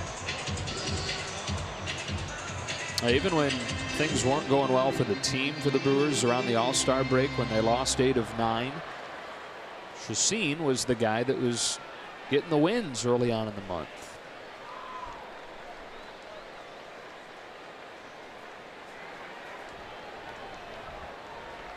He gets away from him and his ball one on Machado. Same backup curveball that hit Justin Turner just kind of slips out of his hand a little early. Ends up hunting the right-handed hitter's front side.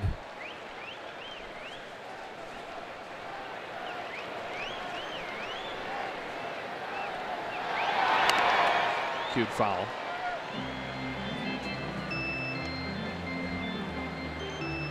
Machado back where he's going to be most days and where the Dodgers acquired him to play, shortstop. With Turner back at third. And how about that almost everyday lineup? Turner at third, Machado at short, Dozier at second. 1-2. And Machado, ground ball up the middle, part of that 32% there. They might want to shade him a little bit even more up the middle, but they're hoping Chacin can maybe knock something down with the pitcher in the way there. He's a really good fielder. That's where he went to strike out Machado his first time. This time didn't get the call, and it evens up 2-2.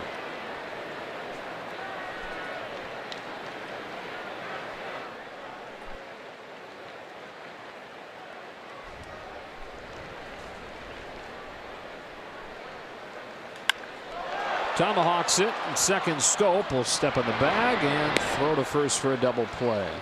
Returns the favor to his buddy, who's got the better of him with a glove a few times in this series.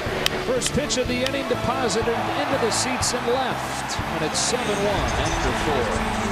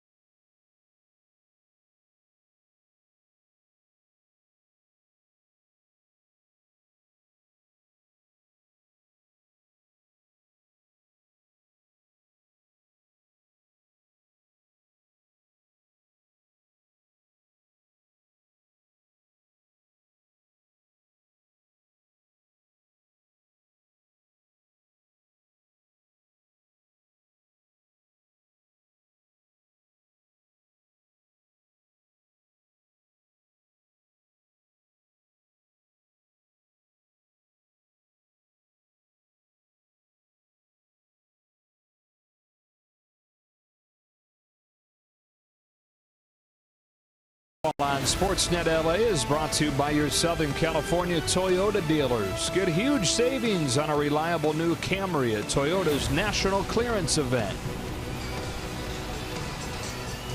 Clayton Kershaw pitching with a 7-1 lead as this game moves along to the 5th. Joe Davis, Or Hershiser, and Alana Rizzo. Dodgers and Brewers wrapping this 4-game series up tonight, and it's the Astros coming to town. Dodgers catching the Astros at a relatively good time. Really not any great time to catch the Astros, but both Carlos Correa and Jose Altuve are on the disabled list. And Houston is a little more down to earth lately. They won back-to-back games against Seattle, but prior to that, it dropped 6 of 7.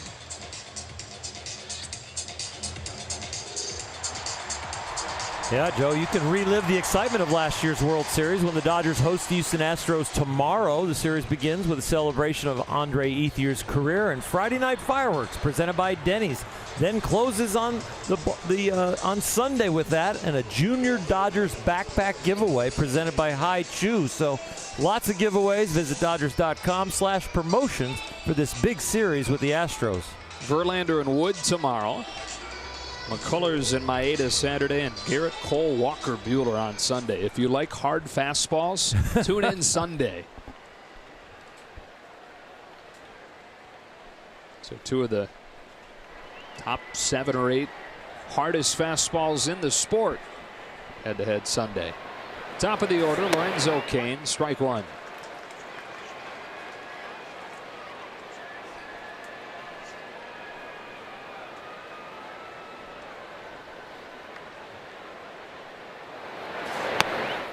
Perfectly placed, 0-2.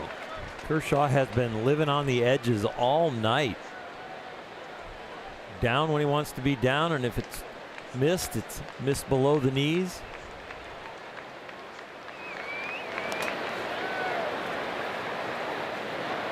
That's a ball, but it's a good miss. Pitching's a lot like golf. You don't hit the perfect shot every time, but you want to miss it to the correct side of the green. You want to hit the fairway. You don't necessarily always hit it in the middle. Same thing with pitching. You got a target, but if you're going to miss in the right spot. On a 1-2 pitch, Kershaw misses down. I like it when you say that instead of misses down the middle. Yeah. That would be a bad miss.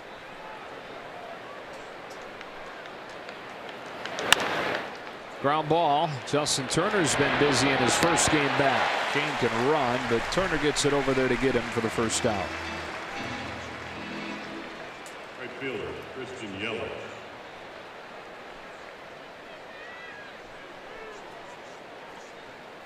Seven, 1 of the 5th, and here's Yelich.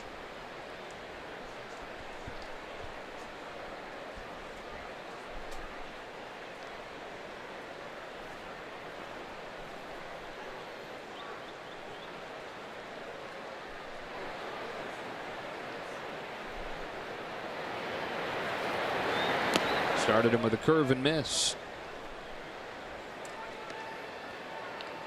You look up at the scoreboard and you see 7-1. You see 1 out, nobody on, and you're like, what's he doing throwing a first pitch curveball? It's like, well, you don't want to just default to the fastball and say, all right, you guys go ahead and I'll give you a little bit of advantage, just create a rally. Just keep pitching. Cross to right. Puig turns and watches it go. Number 16 of the season for Christian Yelich. Screaming line drive makes it 7-2. More evidence that you don't just lay a first pitch fastball into a very hot hitter on a powerful team. Beautiful swing here from Yelich. Clayton trying to get back in the count with a heater and got a good portion of the plate, and Yelich got a good portion of the ball.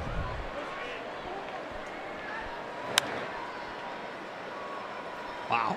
It's kind of like Yasmani Grandal's home run. His first one yesterday.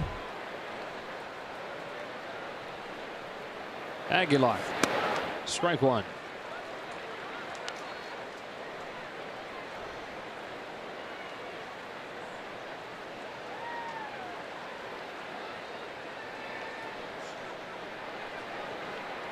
Strike 2 with a nice looking curve. I like the sequence here from Clayton. That fastball away to the arm side is something that he has really not had to master throughout his career. He's been so good on the inner part of the plate. Now throwing more and more precise pitches out there. A little bit low with that one.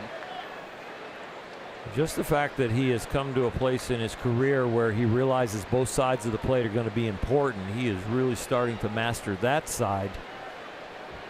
Be able to attain the same statistics, but maybe with a different strategy. To right field, Yasiel Puig will run this one down, and Aguilar's the second out of the fifth.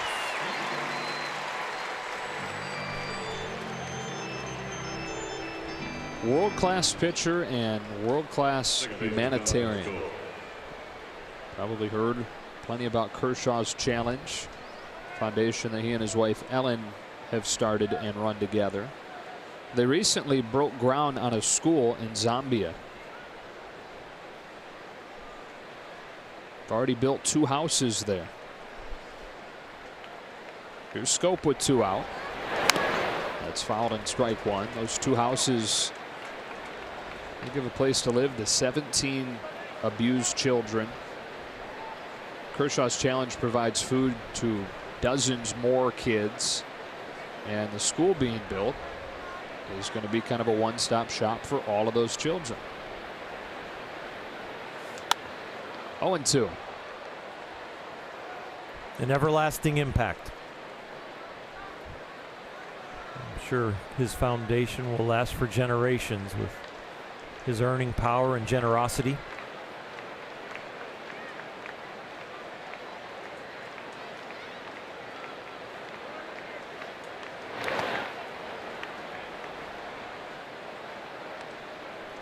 And it was Ellen that got him into that. Ellen had made some mission trips during high school.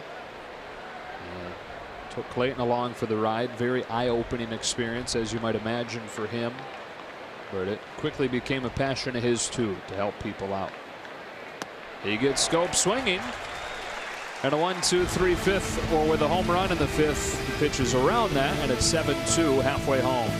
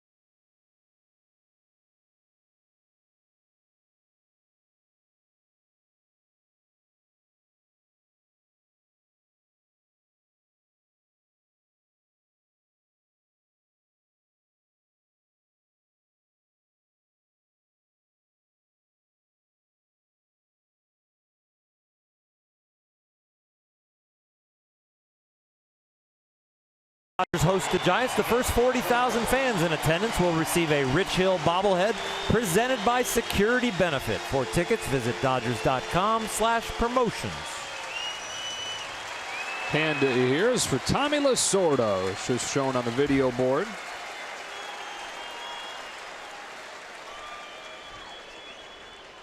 Justin Turner leads off the fifth and takes a strike from Chacin. You know, Tommy's liking what he's seeing these days. Dodgers tied with the Diamondbacks for first in the National League West. Arizona right now tied at 1 against San Francisco in the 4th inning.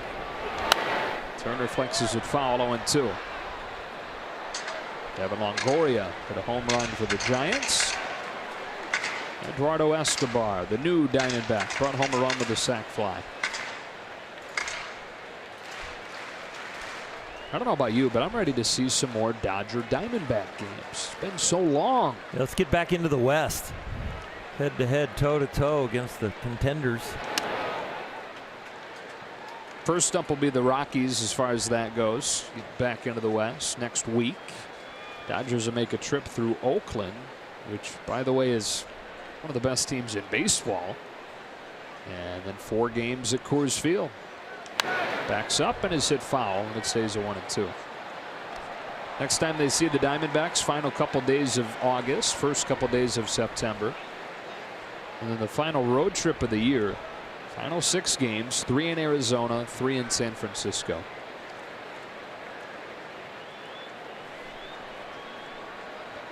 A 1-2. That's ball 2.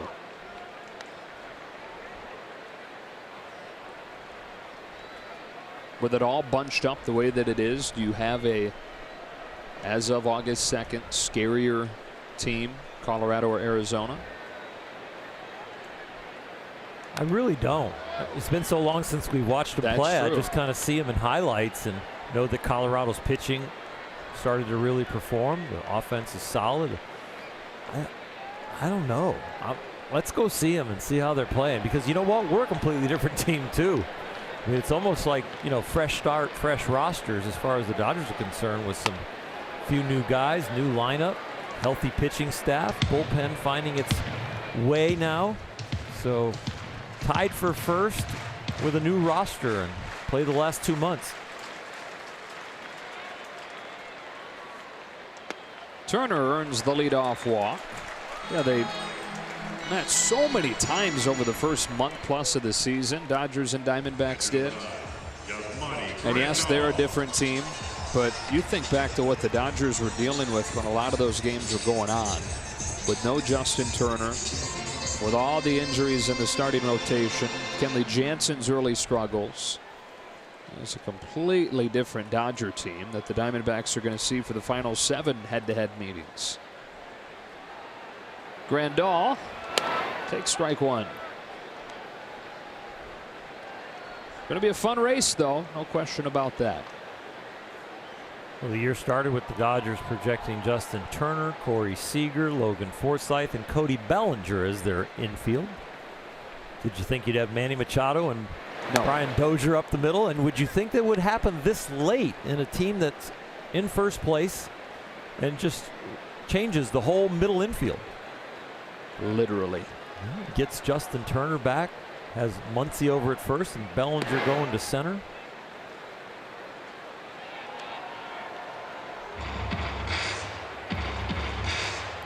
A pretty amazing year for all the subplots after you look at the record and where they end up.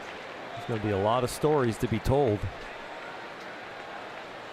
The 2-1 pitch is in the dirt, ball 3. You know, we talk about a season being a story that writes itself, a book that writes itself. This is turning into one of those books that you might have to read twice to fully understand all the details of. Yes. Like, well, wait a minute. Where did that character come from? And wasn't he 40 pounds heavier? Yeah, in that case. Top of the zone, full count.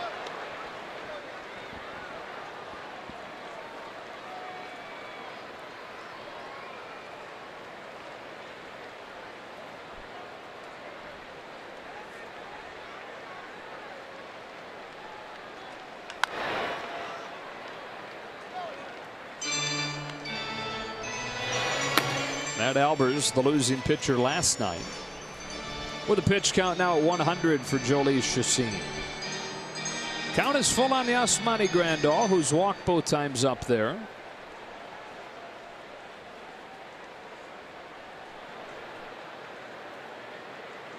This is the 7th pitch, and it's dribbled back to the mound. Chacin has one play. It's at first. And a man in scoring position for Cody Bellinger as we look at our top tier play of the game, brought to you by Arco. And this grand slam off of the pole brings a priceless reaction from Cody. It was hit just far enough and just fair enough, and boy is he happy, because that is a huge relief for a young man that has been searching for hits and searching for a home run. Second grand slam he's hit this year. Second time in his 2 years in the majors that he's homered off of that Fly Emirates pole. He did it for his very second home run as a big leaguer. 1 ball and no strikes.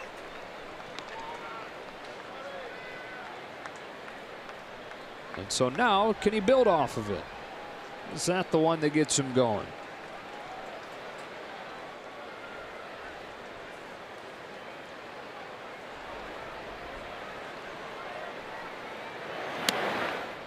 Two and a.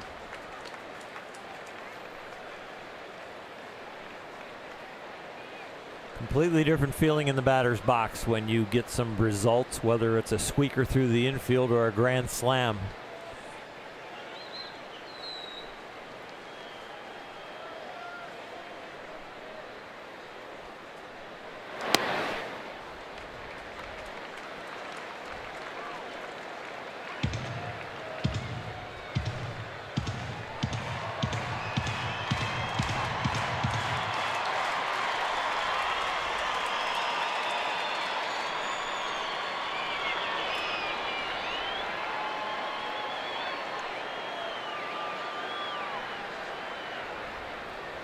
Four-pitch walk. Chacin running on empty right now. Second walk of the inning. First and second one gone, and so that's going to do it. The chicken, as they called him during his playing days. Craig Counsell allowed to make a change. It's going to be a double switch. Moustakis comes on as part of it. And Matt Albers will come on to pitch.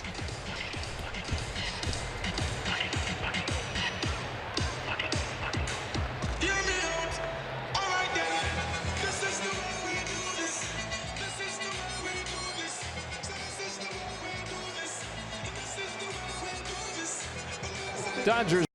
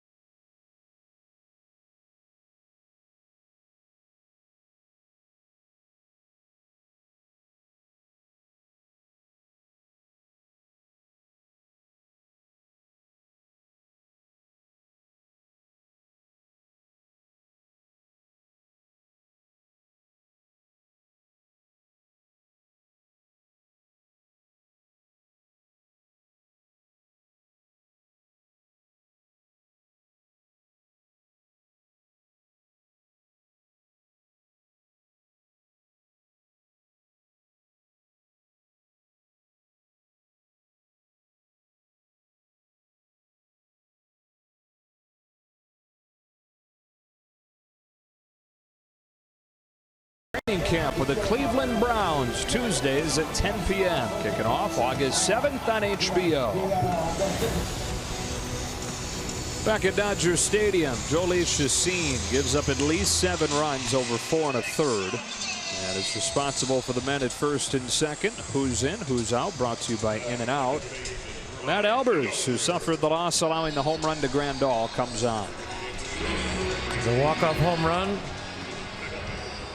made the game over last night, but Albers is a guy that's kind of their mop-up man, was forced into that role last night. Last 5 of the 6 outings that he's had, he's given up runs, so he's looking to get back on track. His ERA's gone from 1 to where you see it now at 4.97 in those outings. Yeah, first 2 months of the year, his ERA was one of the best in the National League. And he started dealing with some shoulder problems.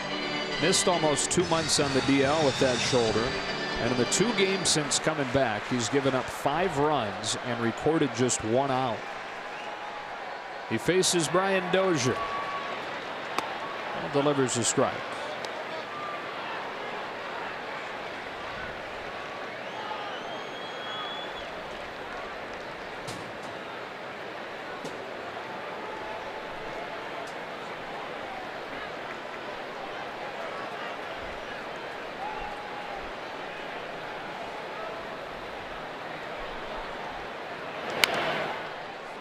0-2.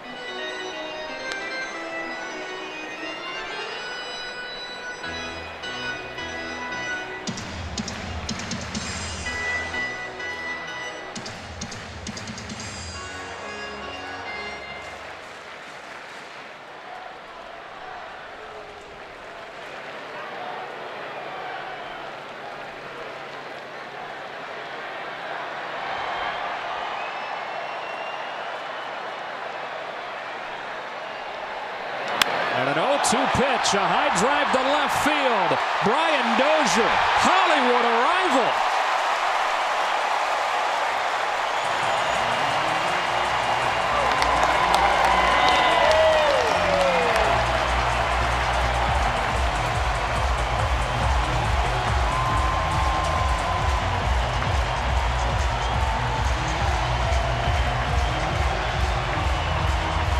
Two nights, 2 bombs, 10-2.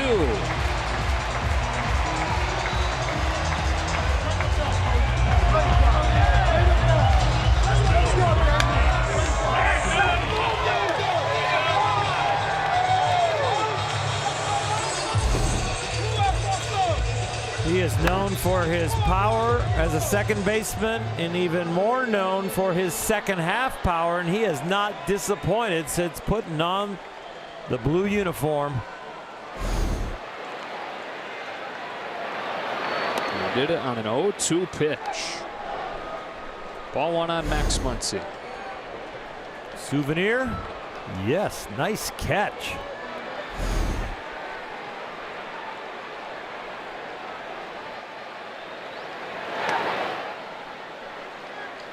We talked about it last night, but he's hit more home runs than anybody in baseball over the final 2 months of the season the last 2 years.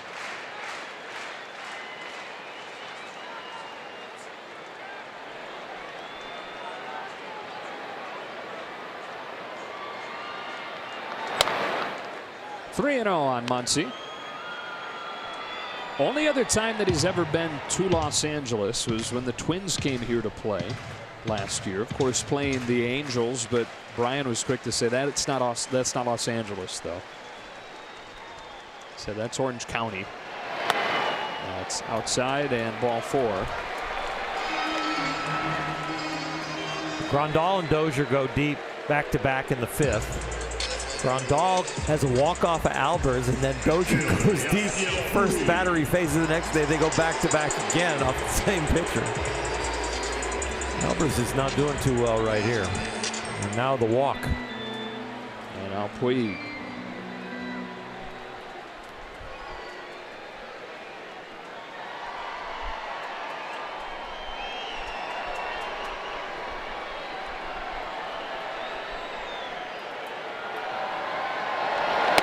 On the first pitch that he saw his last time. It's one of the 4 tonight for the Dodgers and 7 over the last 2 games. 2 from him. You talk about feeling welcome in a clubhouse. He's doing it himself.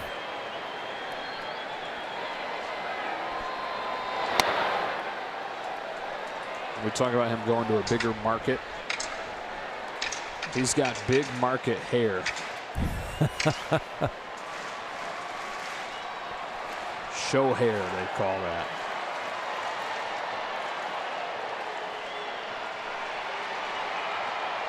One on, one out.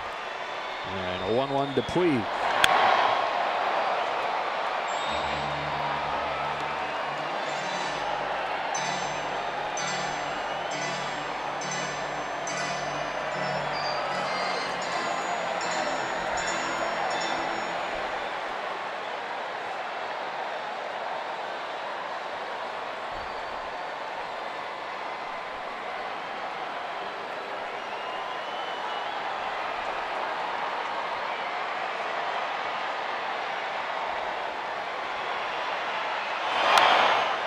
Puig stays alive, still 1 ball and 2 strikes.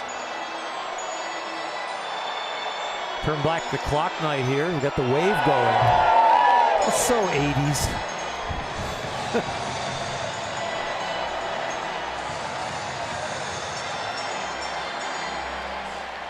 I think it defies generations. Let's go with that.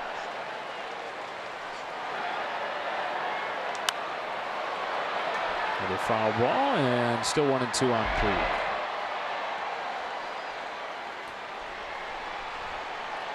These games do kind of turn into a celebration the whole second half when you start to get this kind of run differential.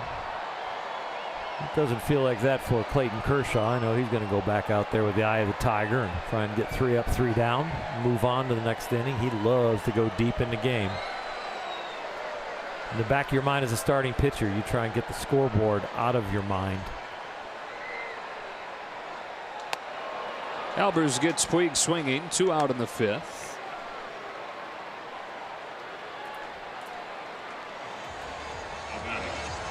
Kershaw coming to the plate with a single as last time.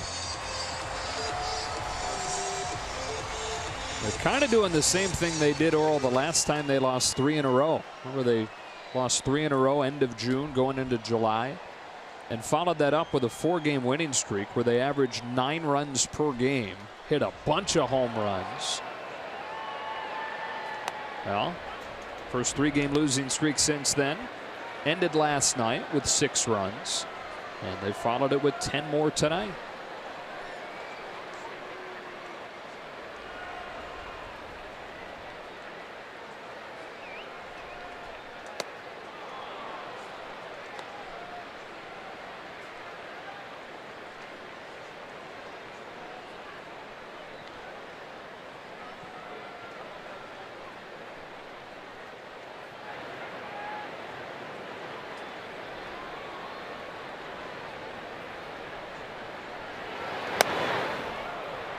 Kershaw went around and the inning is over, but the Dodgers get 3 on Dozier's second home run in as many nights and lead it 10-2.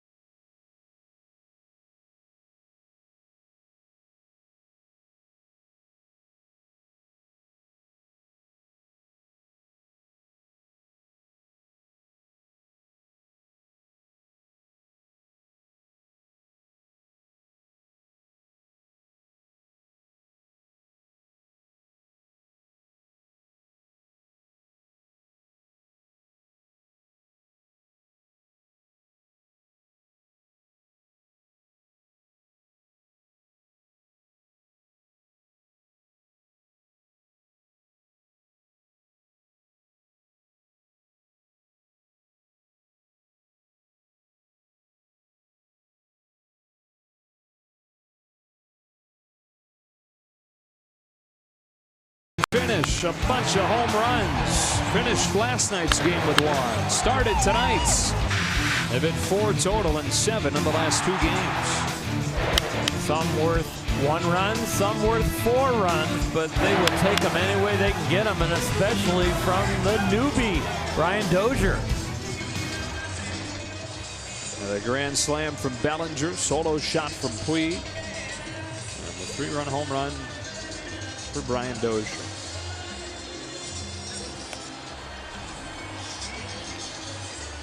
New shortstop in the game. Kike Hernandez replacing Manny Machado, who has not had a day off since joining the Dodgers. And so Dave Roberts looking at this perhaps as an opportunity to Get him off his feet.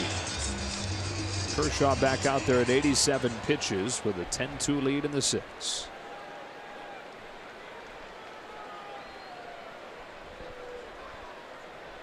Ryan Braun to lead it off.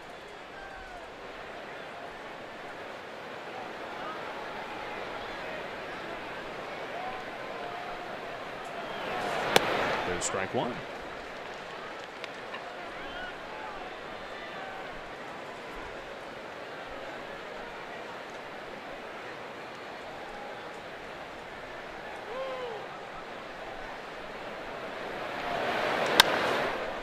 Oh, and 2.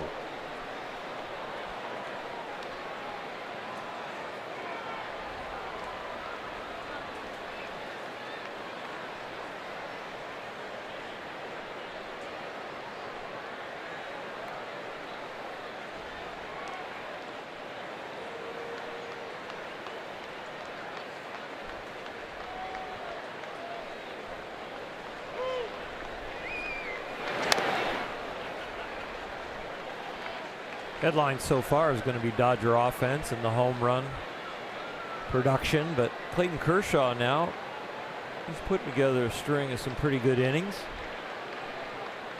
Last 2 outings, only given up 3 runs. Got a chance here to put a 0 up here and probably be in the dugout and soak up another W. Stay on a roll. Chopped foul.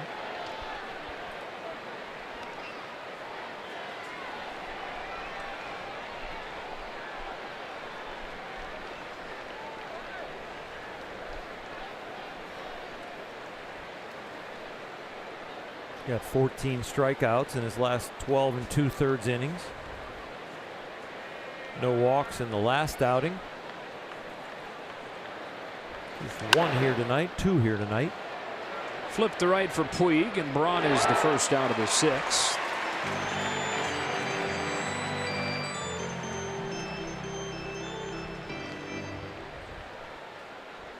Number 21, And here's Travis Shaw.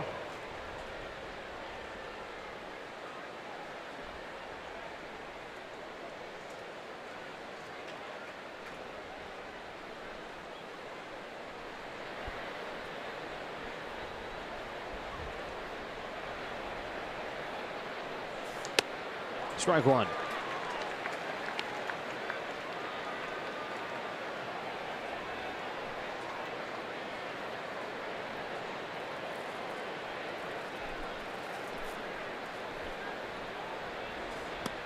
Strike 2.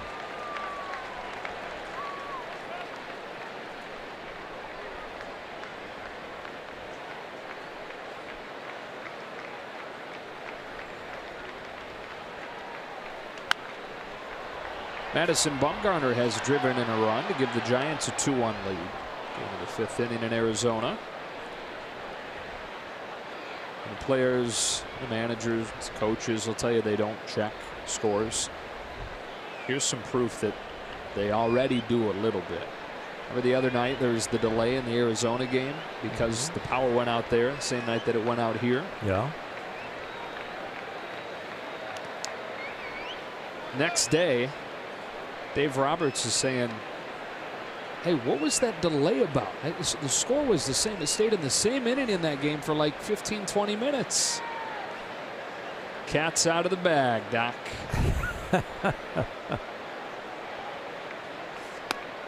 Got him looking.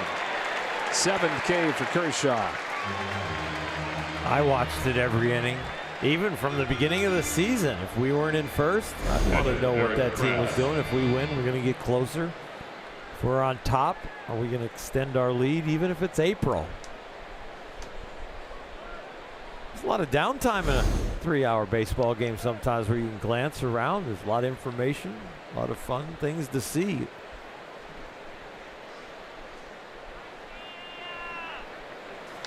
Kratz with a line drive to left that Jock Peterson scrapes off of the deck to finish the inning.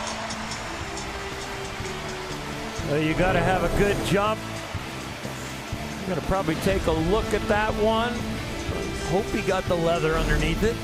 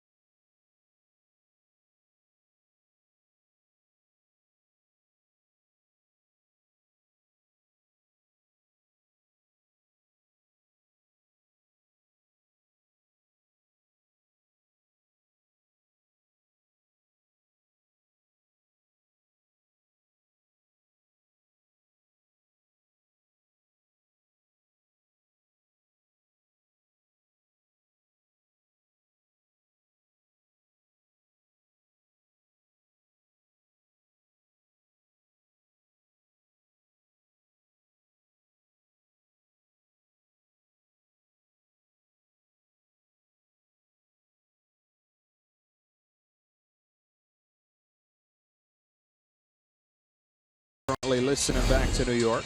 What do you think?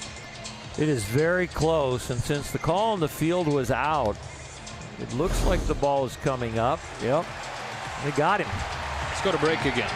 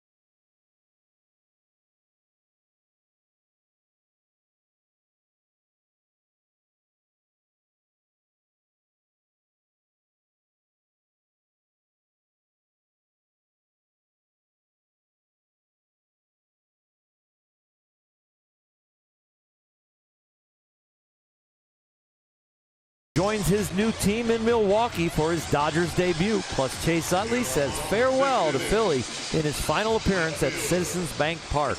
Don't miss Backstage Dodgers presented by Cadillac tomorrow after the postgame show on Sportsnet LA. Clayton Kershaw has given up 2 runs through 6 innings in a comfortable lead for him. He hung out there on the mound through that entire review. Jock Peterson was so sure that he had caught it. Jock already had a helmet on and was standing on deck. Looked like Jock Peterson was about to go out there and face Kershaw.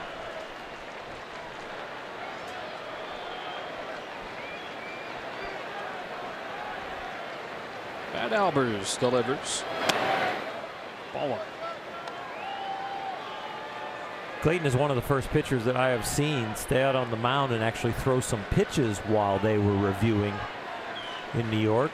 A lot of the guys just kind of stand around, and if all of a sudden it goes a minute, minute and a half, and all of a sudden you have to pitch again, they haven't thrown a ball for a while, but he was on top of every detail and making sure he was ready. Go figure with him, right? On top of every detail. Especially impressive when the score's 10-2. It's like, you know, no, I'm still every little edge and every little bit that I need to be ready, I will do. On a 1-1 pitch, Peterson fouls it off. 1-2.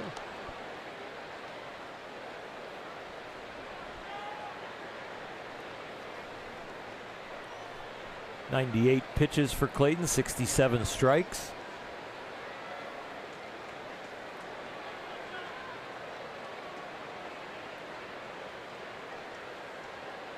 Eric Goodell, it looks like, will handle the 7th.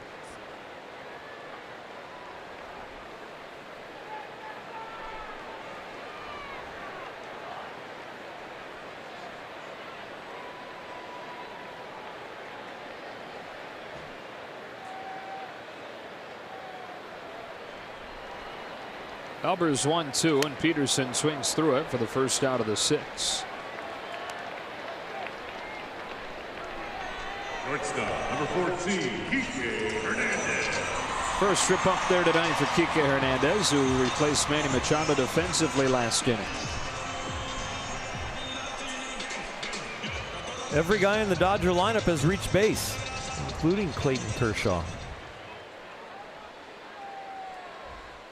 Length and depth of the lineup. It's going to be hard to go through with all these new members, and Justin Turner getting healthy and back from the DL tonight. It is a scary lineup. Justin Turner's back in there, taking it up another notch.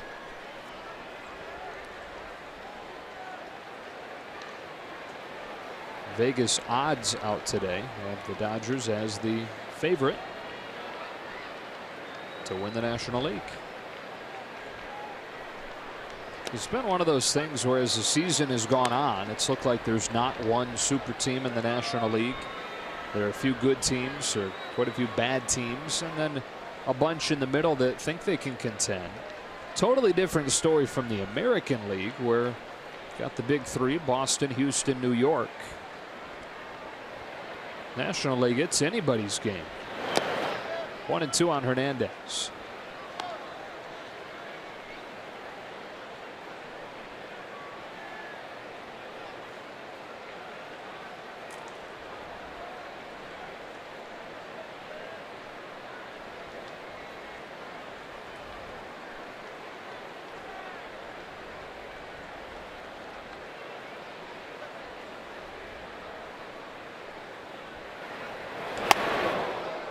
Two and two.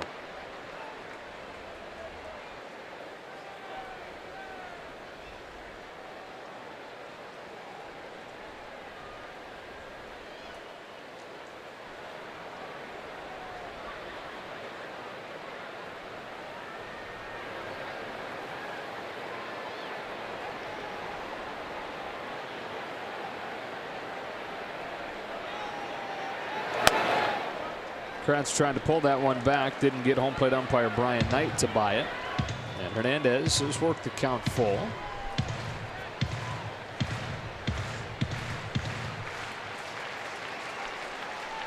Four of the 6 hits for the Dodgers tonight have left the yard. They lead at 10-2.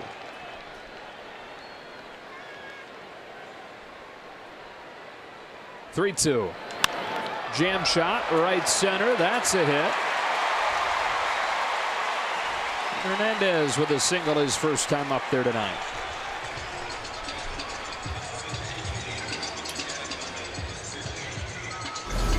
Nice to see Kike get a hit. He's done some absolutely amazing things with his glove and his arm in this series.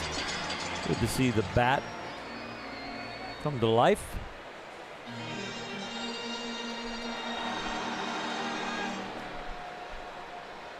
First game back for Turner. He's walked and been hit by a pitch and scored twice.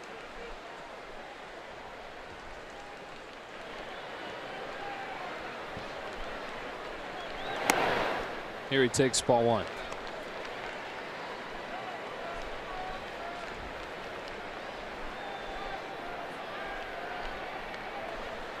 Before Justin was activated, the Dodgers brought up a few minor league pitchers.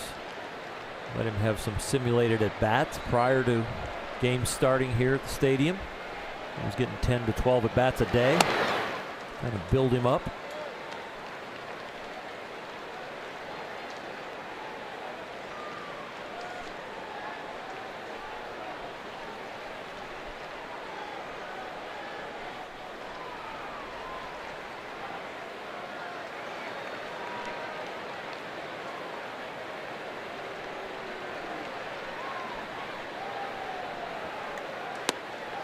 That's a strike.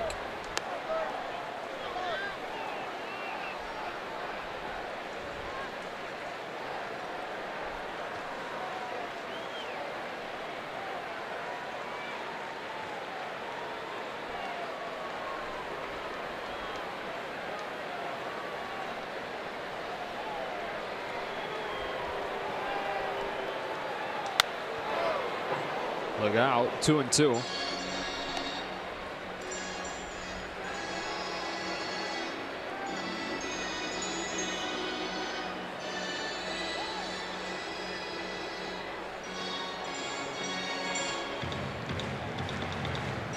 See a lot of hitters when Justin had that borderline low and away strike called on him, and then the next one is that radical foul ball over the visiting dugout. They're just kind of protecting out there, reading the pitch. That one hurt. They come inside, and you got to be quick enough. You've read the pitch to make sure it's a ball or a strike on the outside part of the plate, but now they come inside, a little tailing action. quick enough to get the barrel there, but got just enough of it to catch your foot. Welcome back from the DL.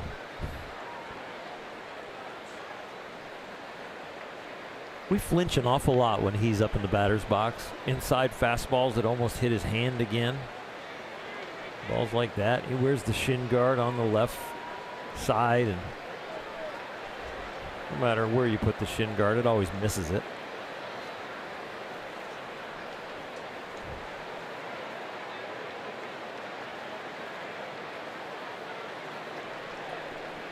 He got hit by 19 pitches a season ago.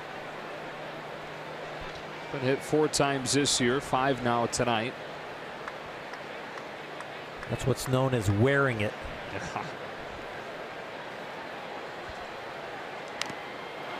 Able to stay alive. And some outstanding plate coverage. He's got borderline strikes on the outside he's protecting from. He's got to have enough swing and clearance to get to the inside pitch, which he has done. Doesn't look like Albers has anything to get him out with in the strike zone, at least as far as a swing and miss is concerned.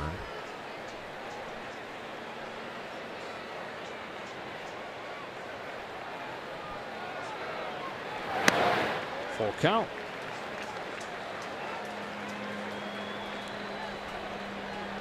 Dave Roberts was asked before the game today if he thought these final 2 months were enough of a runway for Justin Turner to get back to the guy that he has been in recent years. And Dave emphatically said yes.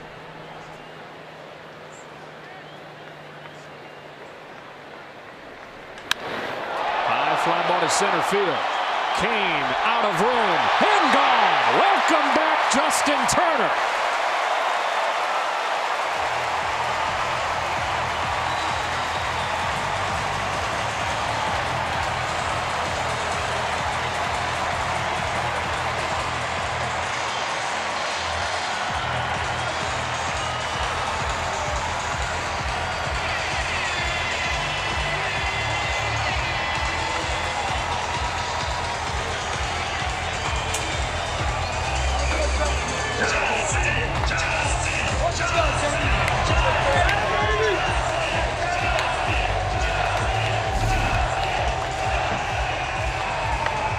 Fifth home run of the night for the Dodgers.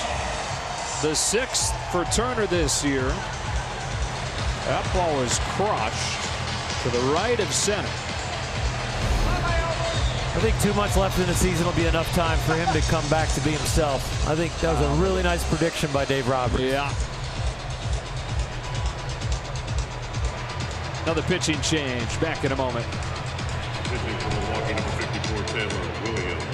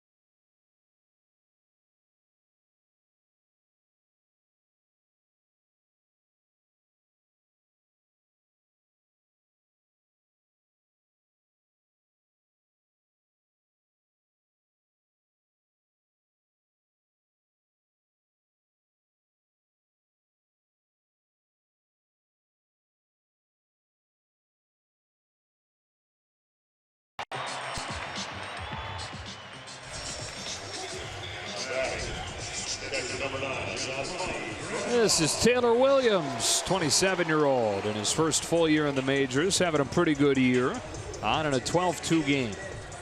Last pitched on Sunday at San Francisco for the Brewers.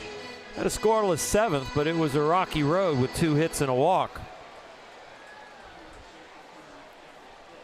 Dodgers have hit for the home run cycle tonight, Oral. A couple solo shots. Turner's 2-run homer, Dozier's 3-run shot, and Bellinger's grand slam. Grandal pokes the first pitch foul. Last time the Dodgers hit 5 home runs in a game was July 3rd against Pittsburgh. They're in that 4-game winning streak following the last 3-game losing streak before this most recent one. Resounding endings to the mini skids in both cases.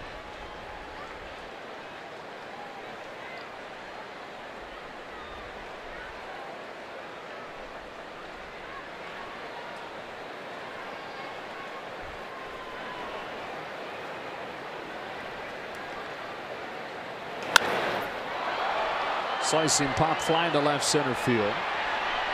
Braun.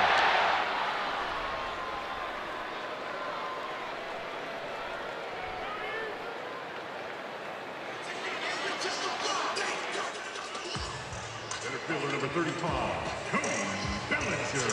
Bellinger followed his grand slam with a walk and came in to score on Dozier's homer.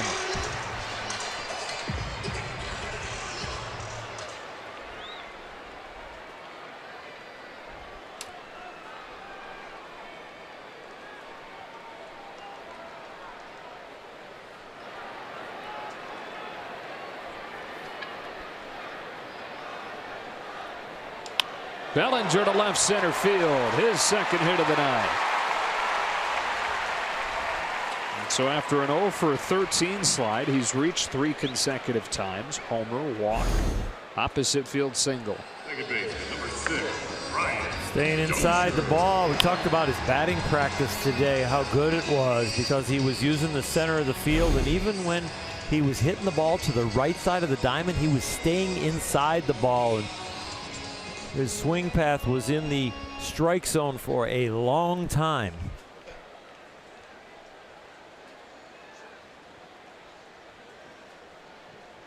Two gone in the 6th, then Brian Dozier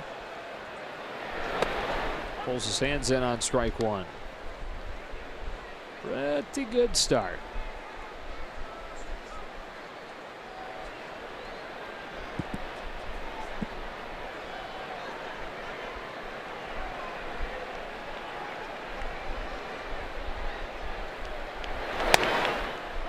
Oh, and 2.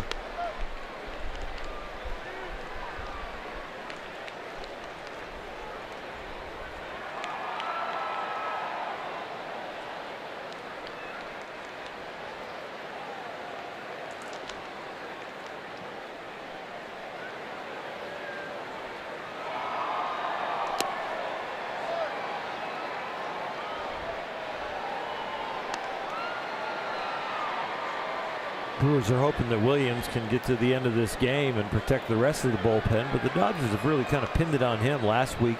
A couple of games against the Dodgers, 5 earned runs and 2 innings pitched. Dodgers had 9 hits and he had 2 walks, so hasn't seen much success against the boys in blue. Dozier digs that one out. Long way for Yelich to run, but he'll get there. And the inning is over. But the Dodgers get another home run. This one from Justin Turner for the 7th.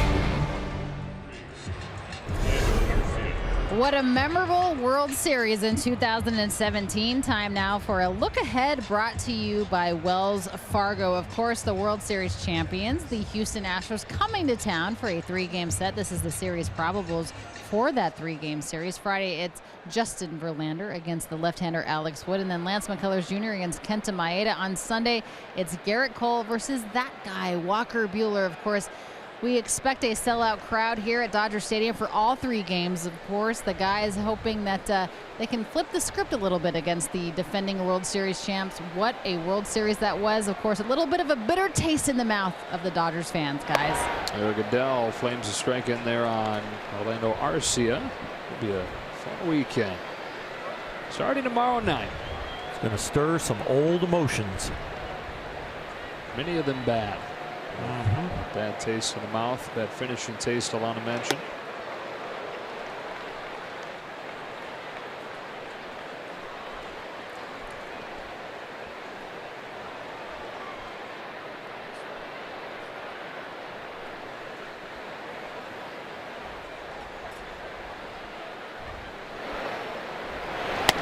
One and two, and we go back down to Alana. Guys, I was having a conversation with Chris Woodward and George Lombard today about the Astros coming into town, trying to figure out who was on their lineup, what they needed to plan for, what they needed to prepare for. Those two always ahead of the game. And George Lombard looked at me. He said, "You know what? It'll feel better when it stops hurting." This is still a series deep in the hearts of these guys, hoping that they can take the 3-game set from these Astros. Goodell gets a strikeout to open the 7th, and they can sweep the series, and it's still going to hurt until they're the team that wins the last game of the year. I played in 3 World Series. We won 1. The other 2 were lost to the Braves and lost to the Marlins. And anytime I see those uniforms, it stirs up the emotion. I don't care if I see them in the mall at a sporting goods store. I still don't like looking at them. Hate the starter jackets, too. All of it. Hate the tomahawk chop. Ball on. You hate fish in general? Nah, I don't know about that, but I would get a lot of joy out of hooking a big marlin. Yeah. It's like, you know, it's like smells. It's like, you know, reminding of your mom's home cooking. You know, you get that smell. Any kind of that sensation, visual sensation, smell. All of a sudden, you can remember some really happy memories. You can remember some really sad ones. Those 2 uniforms do it for me. Love looking at Oakland uniforms. Those are great uniforms. You should make a trip up to the Bay Area next week. Yeah, Canseco and McGuire on that team now? They're doing so well there. They're hitting like it. You know, the scent is the sense most closely tied to memory. Mm-hmm. Yeah.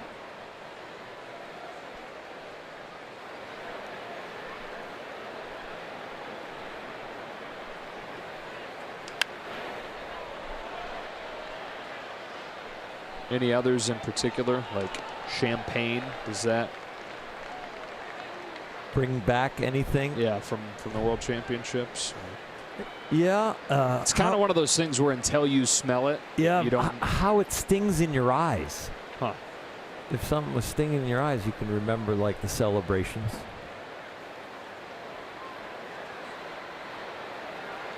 Seeing Tommy Lasorda always makes me think of championships. Makes me think of a winner. We're covering all the senses here. Yeah. Smells take me back to my childhood. Mom's cooking more than sight takes me back to baseball memories.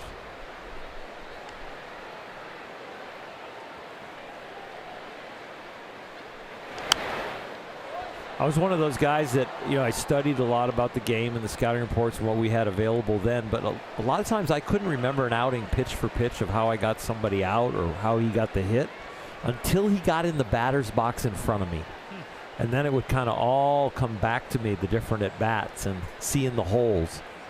But having the guy in the batter's box staring in at Soch or one of the catchers, I could see a lot more of what had happened in the past. I thought you were going to say you had to go smell him, and then you had the scouting report ready. Okay. Oh, yeah. Ugh. Fastball in.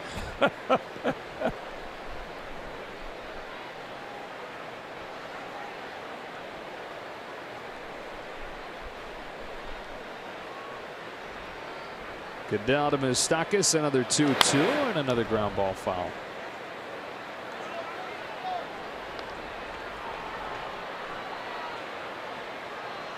Even in a 12-2 game, Moustakas up there battling. Next pitch will be the 9th. It's had a good series, not just at the plate, but some amazing defensive plays at third.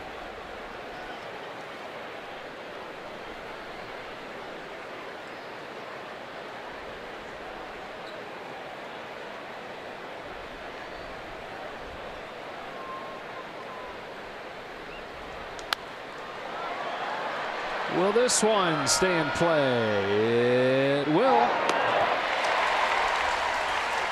Bellinger's got it. 2 gone. Up comes Thames.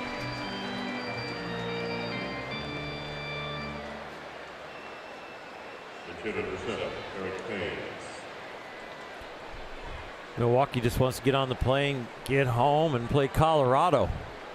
Turn the page on the Dodgers, even though this is going to be a split in the series. And the Dodgers will win the season series. But the Brewers are going to have a bad taste in their mouth when they leave LA after winning the first 2 and not being able to capture another one. That was the reason for the hour earlier start time tonight. Helped the Brewers with their travels a little bit. We mentioned it, though. They're not expected to get in until around 5 a.m. tomorrow. And we'll play at 7 p.m.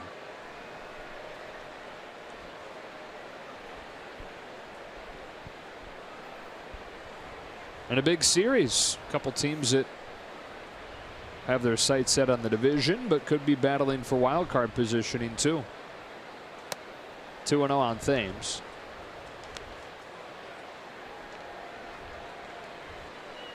You know, the Rockies not doing anything at the deadline. That's a flummoxing one.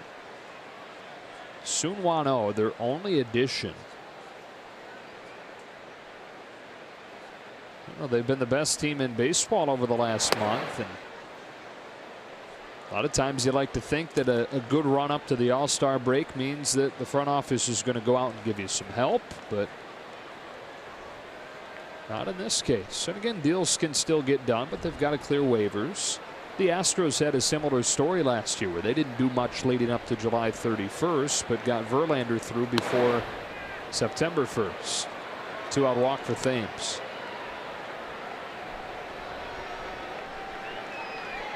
You know who would fit well on Milwaukee? Matt Harvey. Seems like that would be a nice fit. Another starting pitcher. And he's somebody that you figure could clear waivers.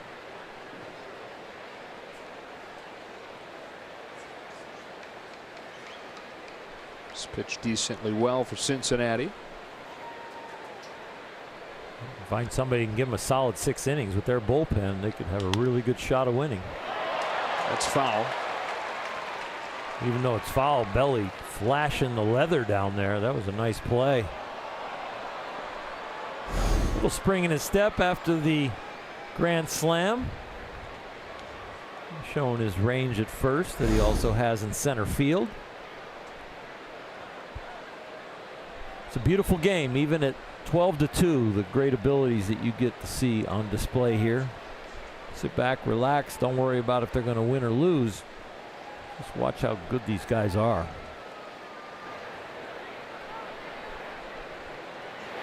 And it's the tough part about the game that it's every day.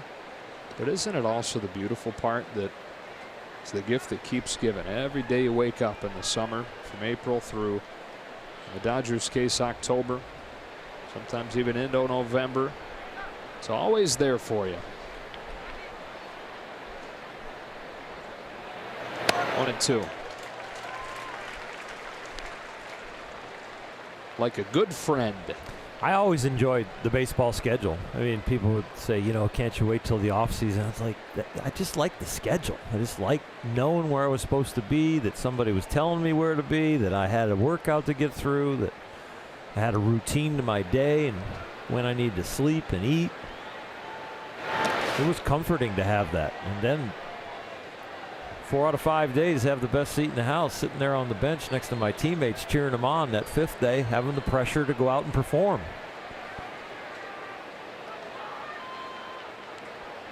I think that's why there's so many season ticket holders. People just love the rhythm and the entertainment, pulling for their team, the community of coming to Dodger Stadium and being around a lot of the same people, the great ushers, the great concessionaires, the players, your fellow ticket holders that are around you. A lot of great friendships are formed at the ballpark.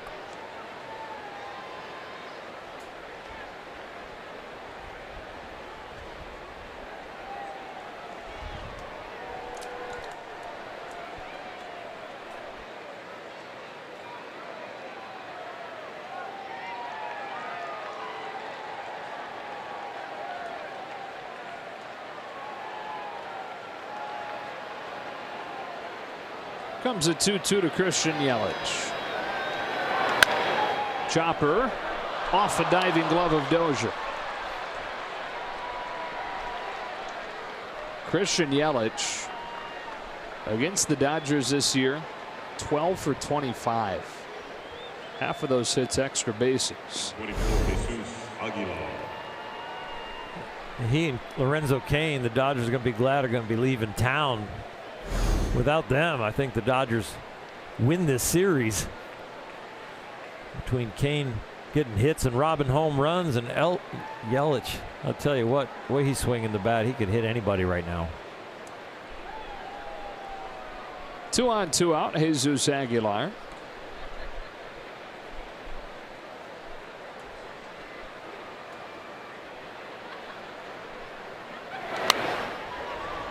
Strike one.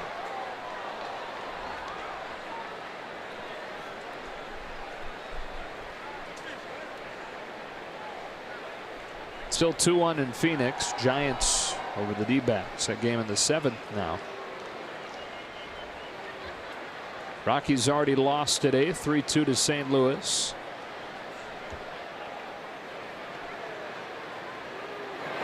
Jose Martinez had a pinch hit 2-run single in the bottom of the 9th against Wade Davis and blew the save.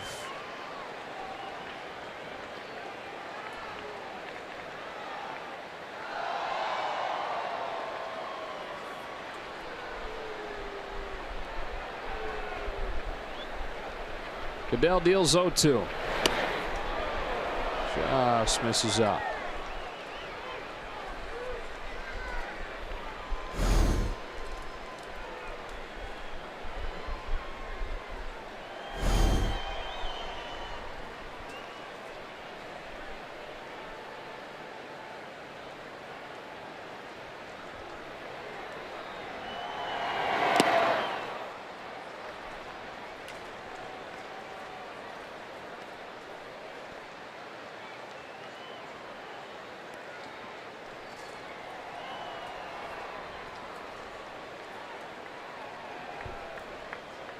Very methodical pace on the mound.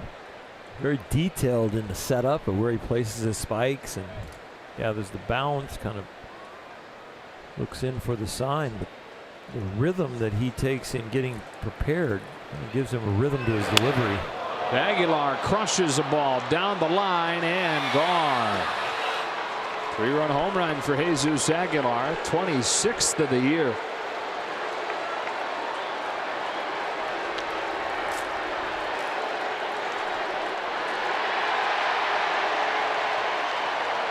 A 2-out rally for the Brewers after Goodell quickly retired the first 2.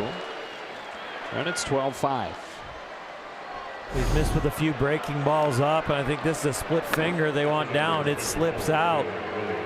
Goodell kind of becomes that guy where you have a bad outing, but you're going to be in a winning clubhouse where everybody's smiling and high-fiving. All the offensive players have done something to contribute and done well, and you're going to be the guy that has to hold your expression and your disappointment in. Can't be easy. It's not easy, and you just have to get through it, do the interviews, whatever you have to do, get in the shower and get in the car and go home and wash it off. That's the life of a guy in the bullpen. But it's even a lot harder when it's such a successful night for the team, but not for you.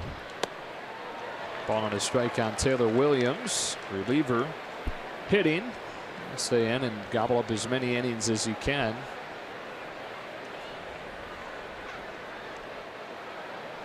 Rick Honeycutt on the phone, probably watching Goodell's pitch count climb and thinking about protecting him so he doesn't have to be down for 2 or 3 days.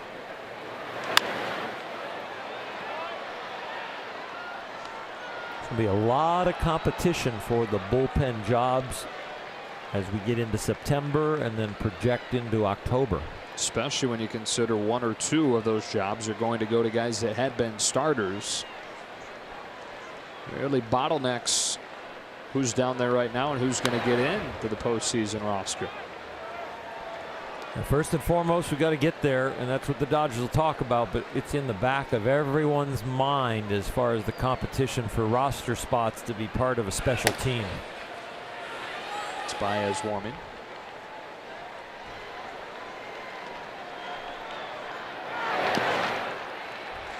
Goodell gets Williams swinging to finish the 7th off. Aguilar hits a 3-run home run, but he's had plenty to cheer about tonight. We stretch. 12-5.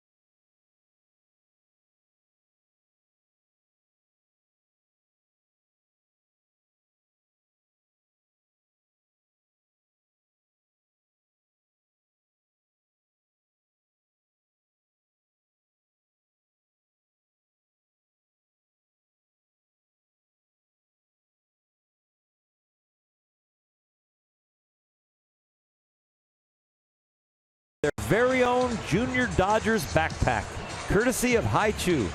When the Dodgers host the Astros, for tickets, visit Dodgers.com/promotions.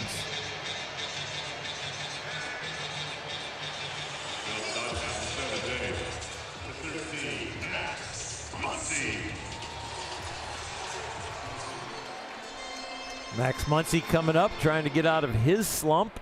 Continues to work hard pregame with Turner Ward. Dave Roberts trying to get him off his feet every once in a while. We got him back in there today. Get him a little rest, but also get him the reps to kind of find a way out of it. 2 for his last 32 now.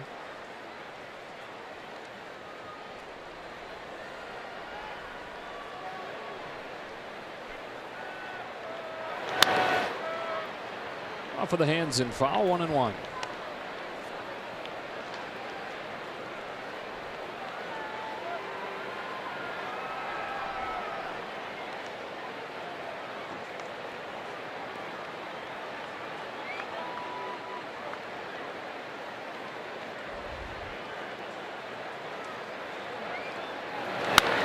Down the line, hooking, fair. Muncy headed for second. Thames throw not in time, and a double that feels great for Max Muncy to lead off this 7th. Everybody's pulling for this guy to get out of the slump. He has done so much for the ball club this year. He is the Chris Taylor of the year. He's the Justin Turner of the year. He's the guy that nobody expected to produce, but has. Gets Puig up there, 1 for 3 with a solo homer on the first pitch of the 4th inning today against Jolie Chassin.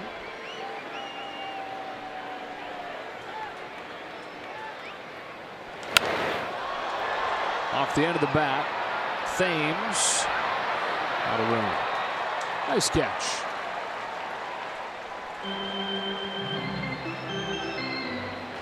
He's fired up too.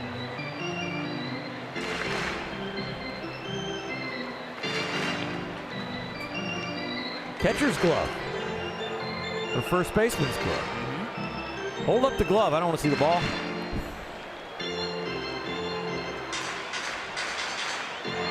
I think you have to yell that louder. He is jazzed, though. Yeah, he is. Is that a term used nowadays, or I just date myself? Jazzed? Yeah. It's all right. I'm getting a thumbs up. Yeah. From Rick Krajewski, our statistician. Booth boss Boyd, what do you think? Thumbs up or down on jazzed? Thank you, Boyd. I'll give you one too. Oh, I'm dropping the mic. That's it, huh? Or the headset. Kind of need you in this one, buddy. 0-2 on Puig. You got a good fireside chat that you can tell us something, you know, nice story. I don't want to force it.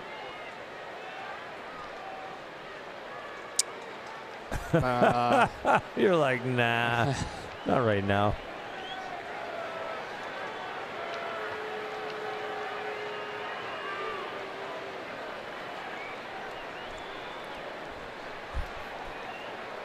To Puig. That's a base hit to left.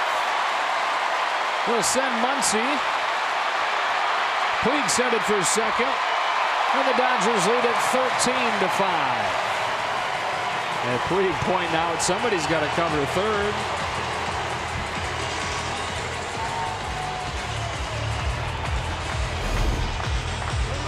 Yasiel swinging a hot stick. Nice to have him back off the DL.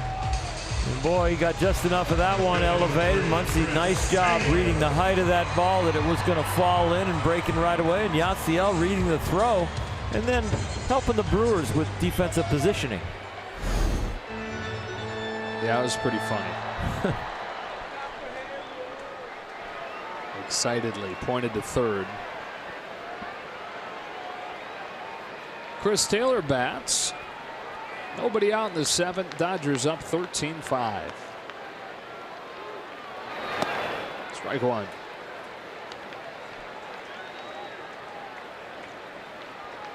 Pedro Baez ready to go.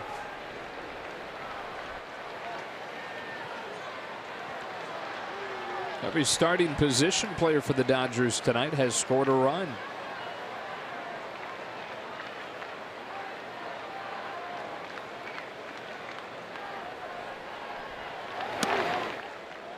It's 1-1.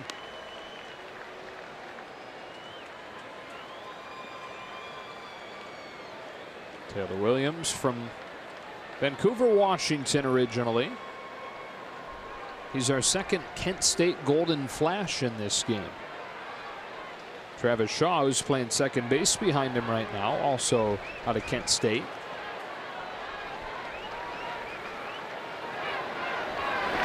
They made a trip to the College World Series.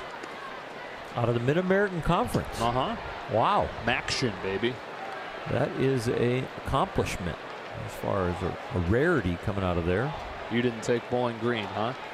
I did not take Bowling Green to the College World Series, but I did throw a no-hitter against Kent State. There you go. I like looking at that uniform. Yeah, right. It smells good. Yeah.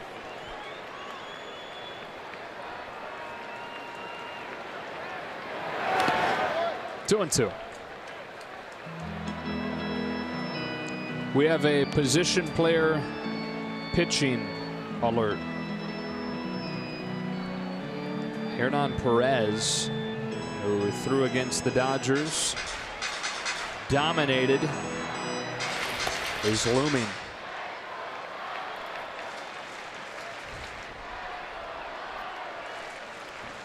Seems like we're seeing more of that this year than in a lot of years. It's a fact, yeah. Full count. What was it with Kike coming into a tie game? That was a first in a long, long time of a position player getting an L where they were tied. Walk-off home run. One of a kind? First time, I believe that was the note. First time that a position player is allowed a walk-off home run.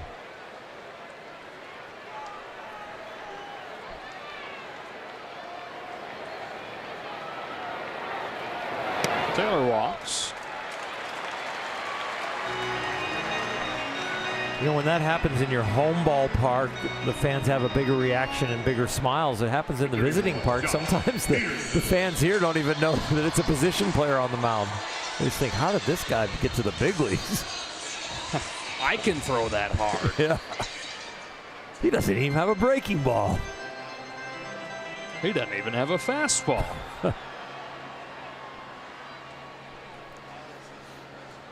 Jock set the tone for this one. A homering to open the Dodgers' night offensively. It's one of the 5 they've hit.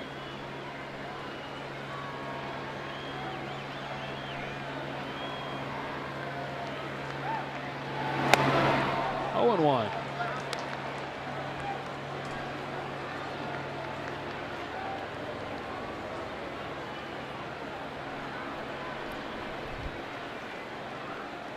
Do Jock and Bellinger have matching necklaces going? A very similar. Yeah, I know Cody has a new. Yeah, look, the black necklaces. I don't know what stone that is. Probably visited the same jeweler. I saw Cody's, what, 2-3 days ago. It started to appear. I'll have to investigate on that. Mm-hmm.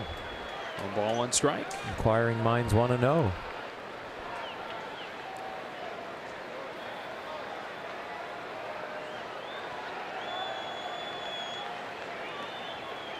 Cody said he went and told the jeweler, give me something shiny. Yeah. It's a good thing to say to a jeweler. It really narrows it down.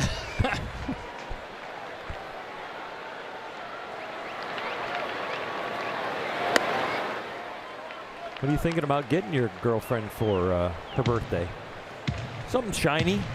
Something shiny be good. Okay, let's start there.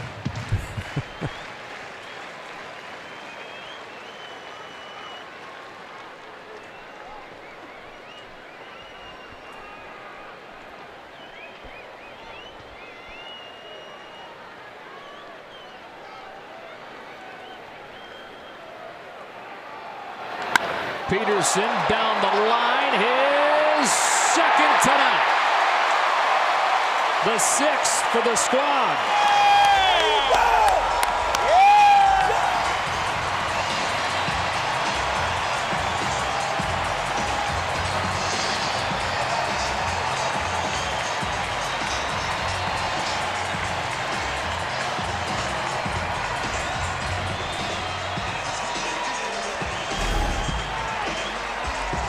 And 43 now, and it just shows that when you have good mechanics, even when you're a little early, he's able to keep that bat in the hitting zone for a long time.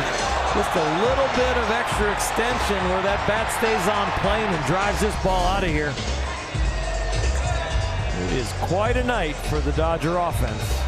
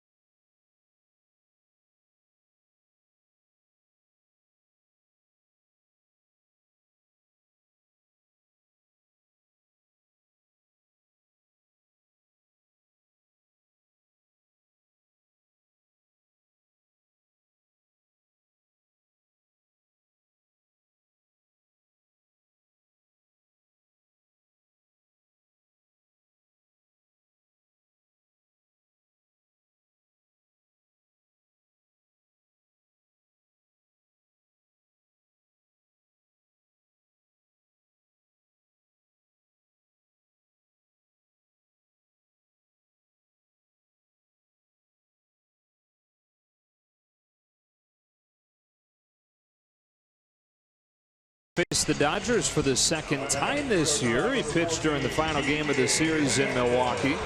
2 scoreless innings. This could get a little personal when a position player is already shut you down. Some of these guys are like, we're not going to let him get out of here with an ERA of 0 against the Dodgers. His first pitch, a blur for ball 1. He hit Austin Barnes in that first meeting with a 48-mile-per-hour pitch.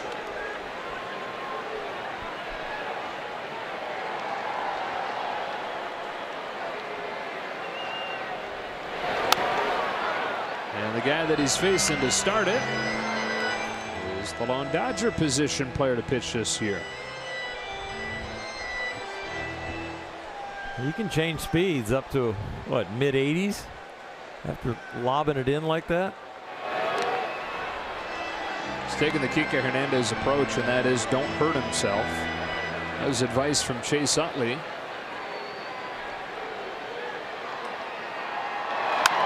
Ground ball, base hit. They solve Perez.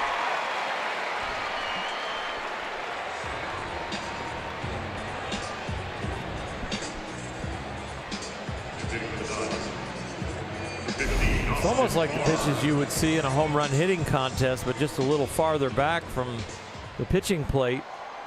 Usually the BP pitcher's up there in front of the grass.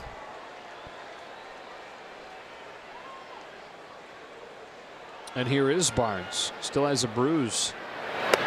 Strike 1. Position players this year have a cumulative ERA of 6. Do you think it'd be higher or lower? Does that sound about right? I don't know. I've been guessing. So I would think that they would give up a lot of runs. So if they give them, 1 an inning would be a 9. 6 is probably about right. I wouldn't expect this guy to have a 0 ERA. Wait till you see his heater. I'm not sure we're going to see it. So a couple gravity balls.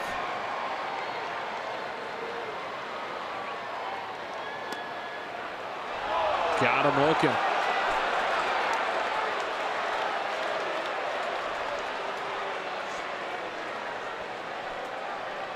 Catcher number 9, Yasmani Randolph. You're not going to break that down? We're not going to go with a replay. I didn't see late movement. I didn't see great location. You must have just blinked through one.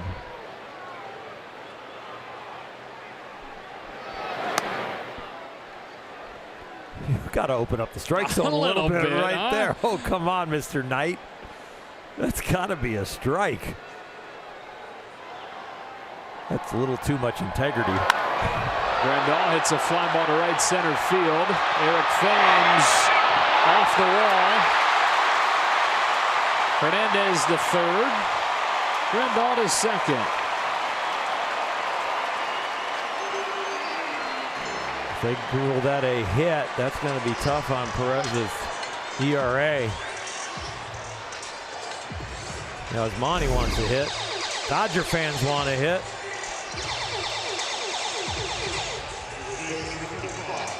Let's see what they say. It's about the only thing that's hanging in the balance right now. Double.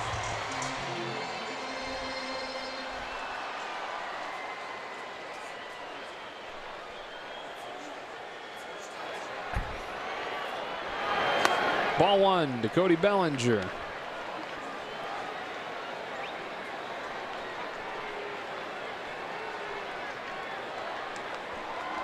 You know, Jose Reyes pitched the other day. Bellinger's going to pick himself up another RBI here. Hernandez scores. Yeah, a 25-4 loss.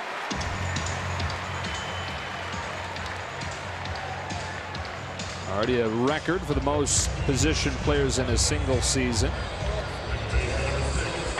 This is the 48th.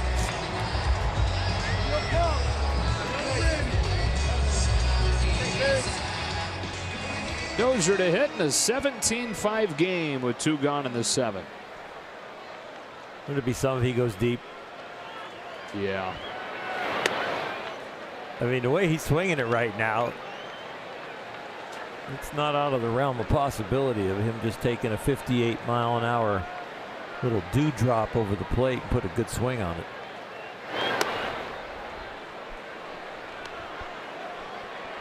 They've already matched a season high in runs, 17. They did that July 2nd against Pittsburgh.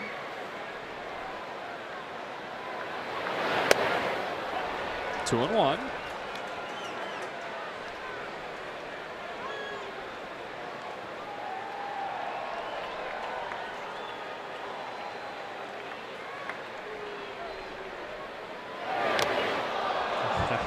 Healthy cut, 2-2.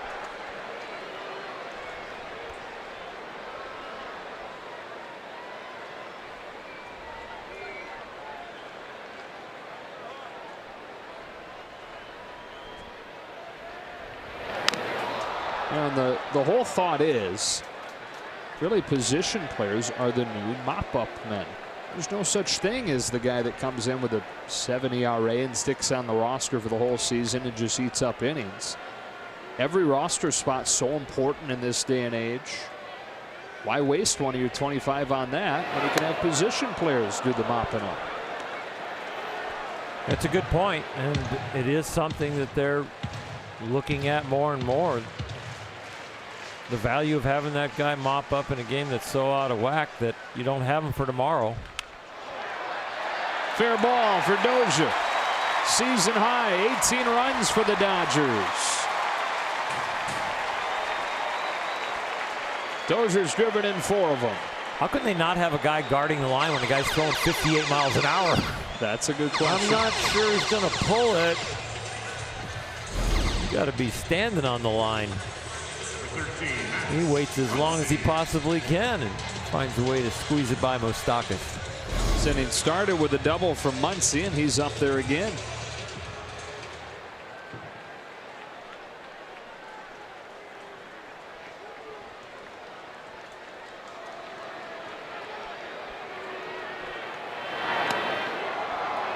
Strike one. Max is used to this speed from hitting in the home run derby.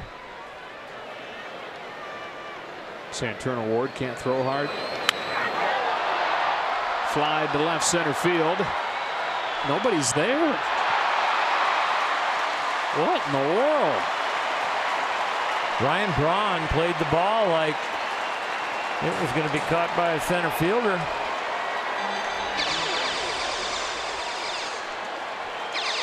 Ugly. That was very ugly. Second double of the inning for Max Muncy. Yelich swung way around to right field. You see he's a good 45 feet to the right of second base. And Braun was over there and left kind of straight away and said, well, you get it. Oh, you're not there. Look out, Yasiel. This is an interesting matchup, isn't it? Yasiel's going to try and hit this to Burbank.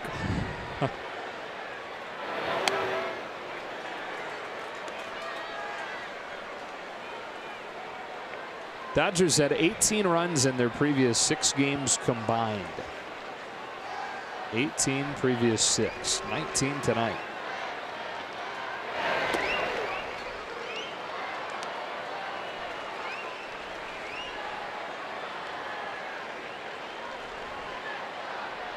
He's ready to come out of his shoes.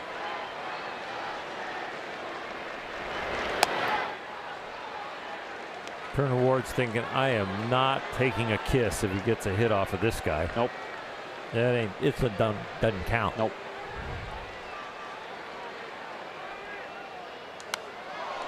There's that big swing. And the count goes full on Puig. 7 runs here in the 7th. 1 in the 1st, 5 in the 3rd, 1 in the 4th, 3 in the 5th, 2 in the 6th, 7 in the 7th.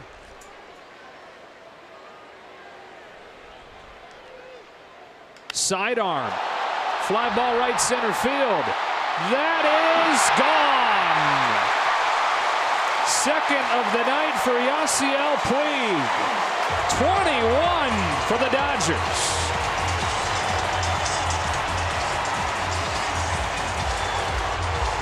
Didn't quite hit it to Burbank, but he did get it over the fence. We'll see what kind of celebration he has with his hitting coach. But first, take a look at this swing. 62 miles an hour. But Yasiel supplies the power to this one. Perez drops his head.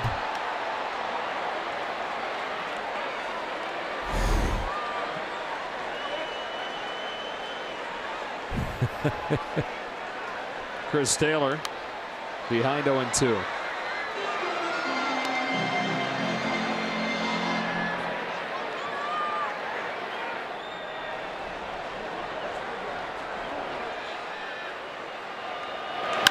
Taylor bangs one to right center, teeing off on Perez. He just doesn't have his good stuff tonight.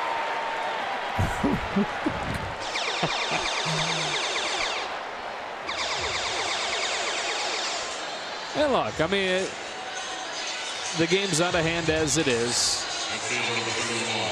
It gives you a reason to smile, and you know it's been ugly enough for Craig Counsell and the Brewers where there's probably not any chuckling going on, but harmless. A lot of fun, yep. A lot of fun for Dodger fans. A lot of fun for the Dodgers, but yeah.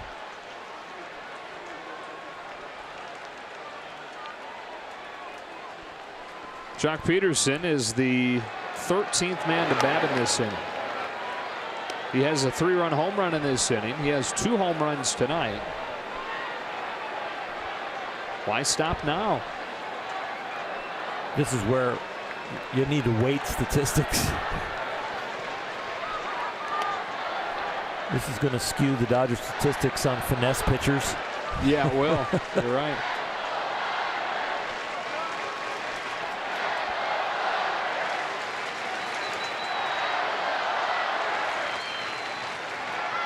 ...21 runs on 18 hits, including 7 home runs, matching a season high.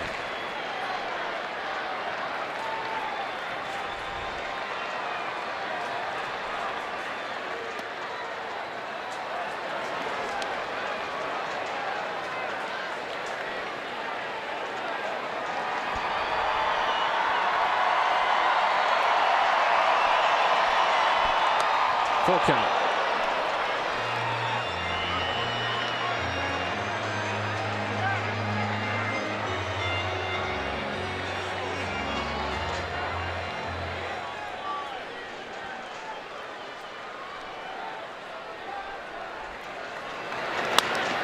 Ground ball stopped by Aguilar.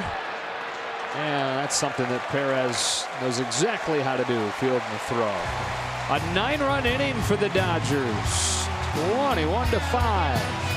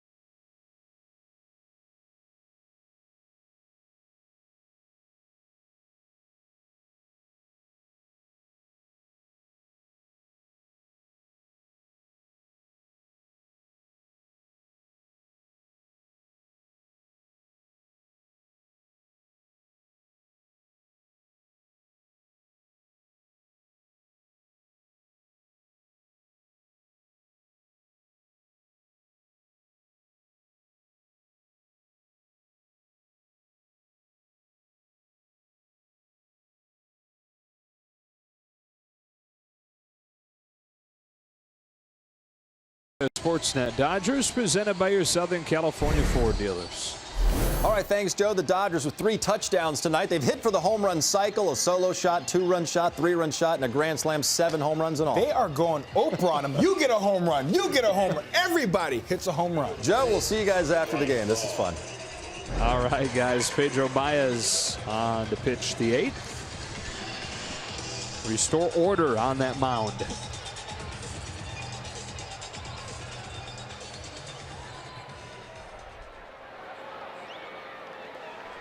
Face Ryan Braun to open this inning up.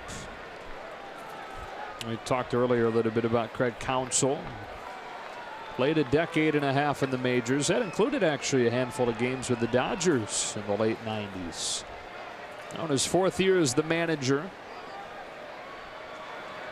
The Chicken, they called him, for that unusual batting stance of his. The Chicken scored the winning run in the 1997 World Series. And I don't mean to bring that up because you just told me how much that you hate the Marlins because of that, Oral. It's okay. There's a story to it. I think it's an amazing story.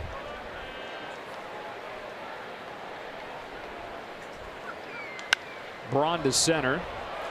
Taylor watches that one hit off the wall. And Ryan Braun has a leadoff double. So the third base coach for the Marlins that night, Game 7 of the 97 World Series, is named Rich Donnelly. And there's a heartbreaking, but like you said, an amazing story involving Rich and his family that makes the Chicken nickname for Craig Counsell more special than just being about his stance. So 5 years before that 97 World Championship, Rich Donnelly's teenage daughter, name was Amy. She died from a brain tumor. And Amy was a huge baseball fan. Her favorite thing to do at the park was to watch her dad, Rich, coach third. Well, they'd go to games all the time. Trevor Shaw pops one up to left field. Jock Peterson settles under it and makes the catch. One night, Amy was at the game with a bunch of her friends, and they were joking around, imagining what Dad was down there shouting to the base runners when he was cupping his hands over his mouth, you know, leaning out, yelling towards second base. Getting a little bit delirious, having a lot of sugar, you know what kids do sitting at the game. And they're in the car ride home, and Amy asks Dad, "What are you yelling? What is it you're saying out there? We're trying to figure it out." Were you yelling something like, "The chicken runs at midnight"? They were sleep deprived at this point. Everybody starts cracking up. But that became Amy and Rich's little inside joke. The chicken runs at midnight. Eric Kratz takes ball 1. So, Game 7, World Series, 1997. Rich coaching third. And with Amy's memory the front of his mind every day, the Chicken comes home and scores the winning run of the World Series. Celebration ensues. And Rich Donnelly glances up at the stadium clock and sees the time. 12:01. The Chicken runs at midnight.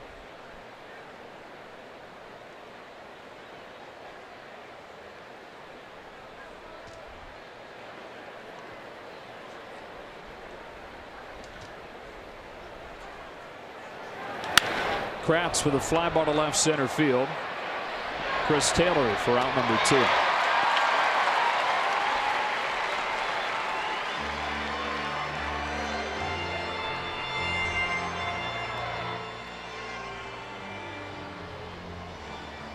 For 3, Orlando Arcia.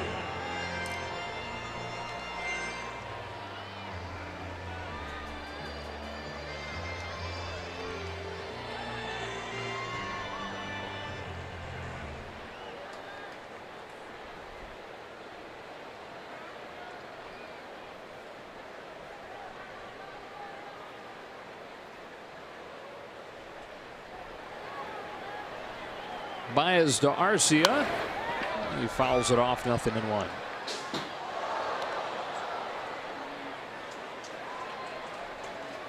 The Giants have added on against the Diamondbacks. That game now 7-1. They can hang on there, and Dodgers can hang on here. Be back alone in first.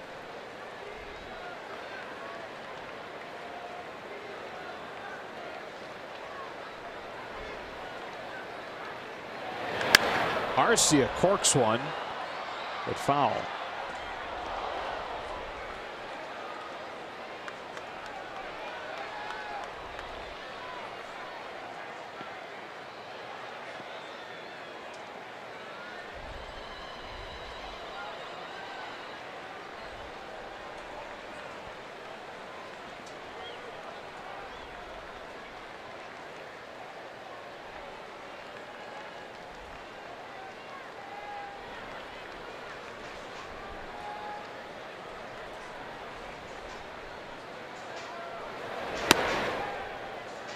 A ball and 2 strikes.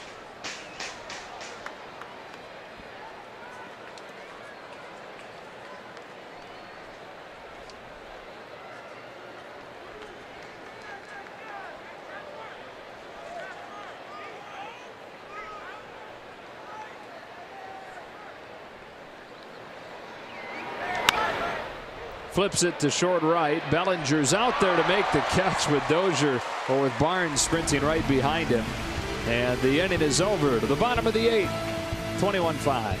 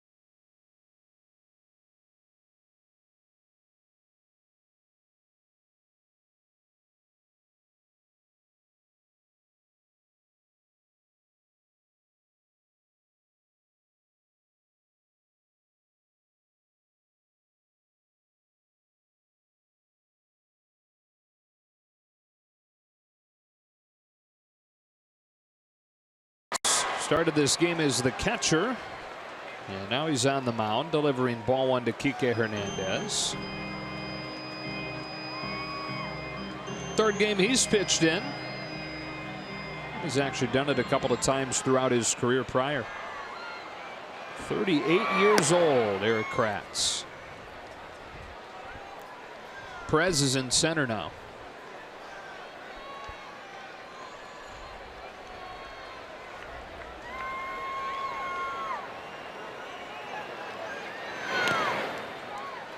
Kratz drafted in 2002. 29th round pick of the Toronto Blue Jays. And then he spent 8+ seasons in the minors before reaching the majors when he was 30 in 2010. And for those 8 years, he was making more money during the off seasons as a part-time construction worker than he was as a pro baseball player. Hernandez grounds to Shaw for the first out of the 8th. Did everything from general contract work to bricklaying to roofing, whatever it took to keep his dream alive, to make enough money in those winter months where he could keep chasing his baseball dream. And then finally broke through with the Pittsburgh Pirates after those 8 years of minor league baseball and construction jobs. Barnes with 1 out. Takes strike 1.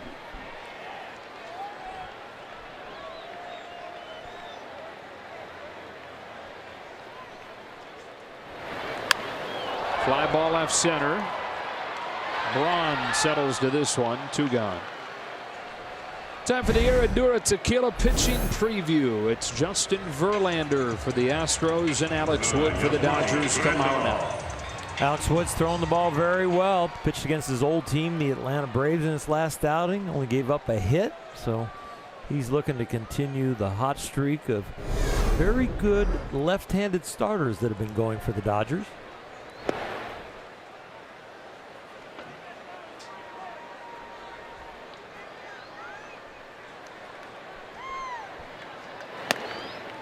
How about this note? These 21 runs for the Dodgers tonight. A Dodger Stadium record.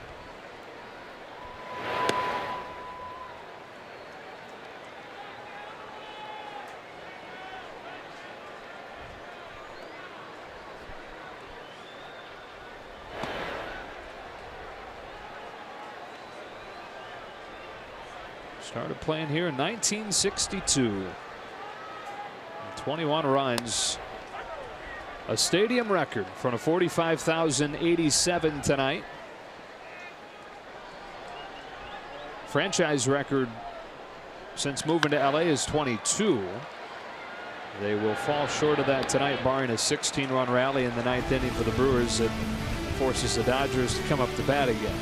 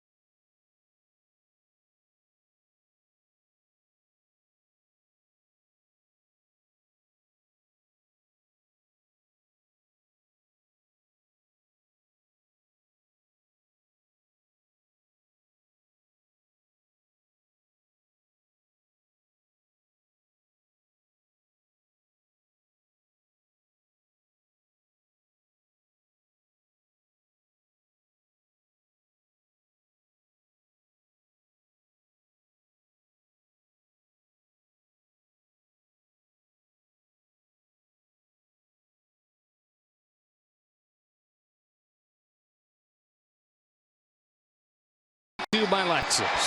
Most RBIs tonight on one swing, Cody Bellinger, and boy, was it a breath of fresh air for something positive to happen to him after the ball hits the bat. And then the pull. Coming up ninth inning, third baseman number 18, Michael Stockton. The guy they call Moose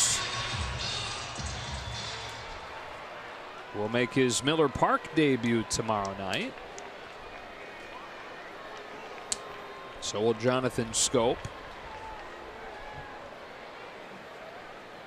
Dozier's first 2 days with the Dodgers have gone about as well as you could expect them to go for a guy in his first 2 days with the team.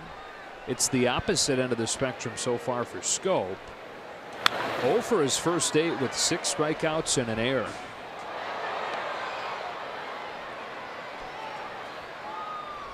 He wants to get to a game where he does something positive, contributes, and can look everybody in the eye, and they can be glad he's there.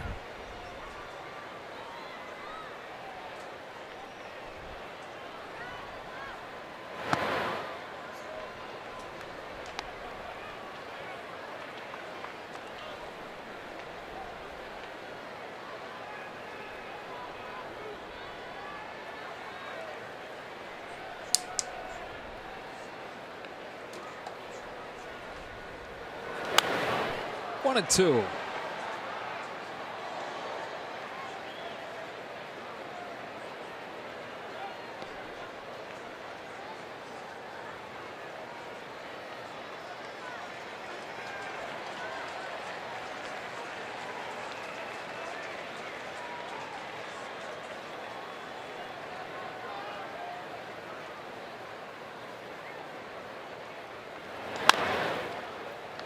Fair ball, one gone. Oral, tell me a story about Tommy Lasorda. Tommy Lasorda is my baseball father. He injected enthusiasm, passion, and confidence into me. The story about giving me the nickname Bulldog is true, and it really did impact my life. He's a tremendous motivator. When he walks into a room now, or especially in his prime, boy, he lighted up. And you knew he was there, and you knew what he was about. I will cherish him for the rest of his life and my life, and for everything that he has done for me and for the whole Dodger organization. He's an amazing, impactful individual. Do you remember the moment where you became the Bulldog from him? Oh, I remember the meeting in his office with Ron Peronowski sitting next to me on the couch, and Tommy at his desk, and then he got so wrapped into it, he got right in front of my face right there while I was sitting on the couch. And you can't wipe anything off your face as he's talking to you if you want to. You just have to sit there and listen and read between the lines of the passion and the belief that he has in you in the midst of kind of ripping on my approach at the time. So, but between the lines, he believed in my stuff and he believed in me. He just wanted me to believe in it. And so when he bellowed that name from the dugout, "Come on, Bulldog," I knew he was asking for intensity and passion and belief, and to attack the hitters, not to nibble. The strategy of it was to throw strikes. Tobias does. Thames is arguing that he got a piece. Brian Knight saying, I don't care whether he got a piece or not. We are at that point in the evening that whether you think you nicked it or not, you're out. It's 21-5.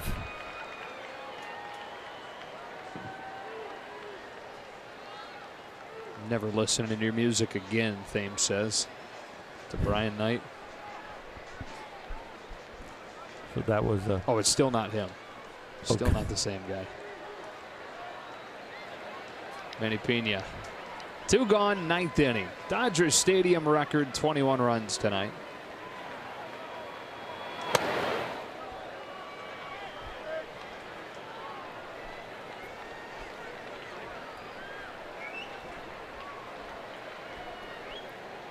You stopped keeping score, I see, and so Yes. you're not going to have a keepsake for the Dodgers Stadium record game. My score sheet doesn't have all 21 runs, so it's not a record in my book.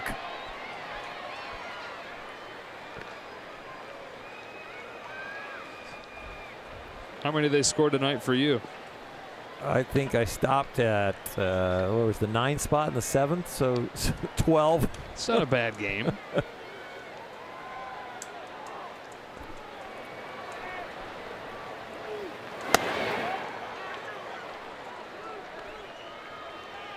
Pedro's like, how can that not be a strike with what the scoreboard is saying?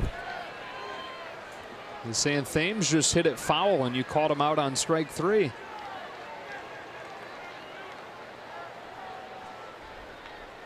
We're having trouble getting to a sign.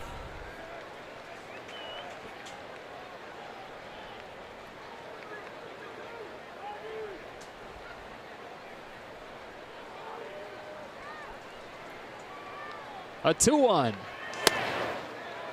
Boy, that outside corner is hard to come by.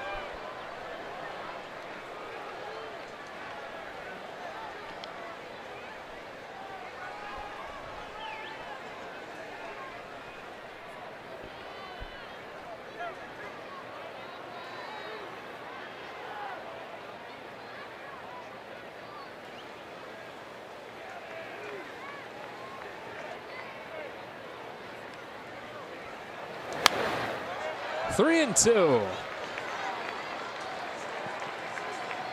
So the Dodgers will take the season series from the Brewers.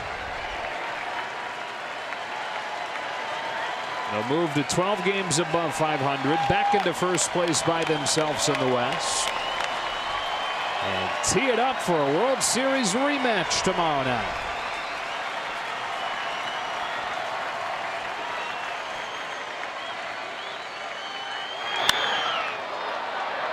Not quite yet.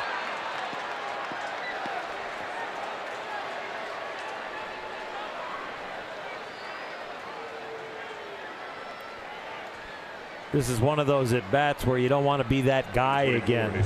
Pedro Baez with big fella up there. A home run off of Goodell. He's going to have to keep a straight face in a very excited and jubilant locker room.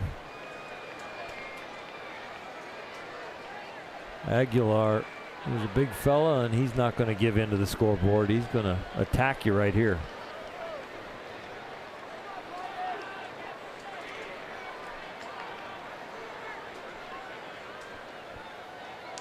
Does give us a chance to remember the wonderful time when you added an A to his name last night. Yes. Made him Christina Aguilera. That is a large genie to fit into a bottle. That's a very good one. I see where you're going. 1-1. I understand how it happened, though. We were going to break, right? It was a amazing defensive play. Time it up. Producers counting you down in your trying ear. To fill up the last 2 seconds so you add a syllable. 1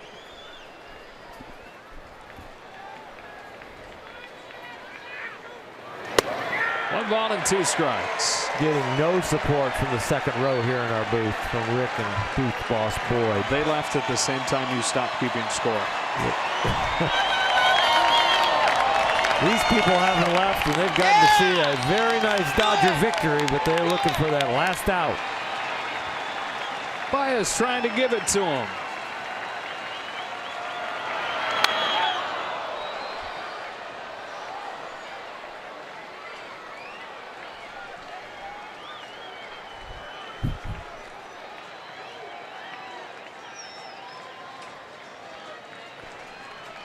Kershaw the winner tonight.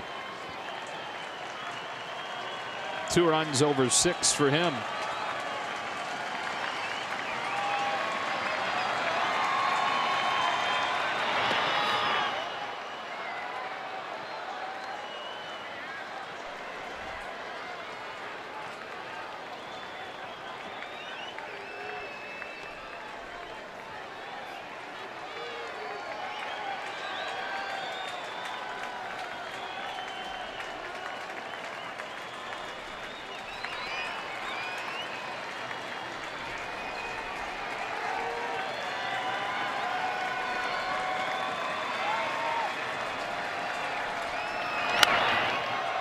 Sky high pop up.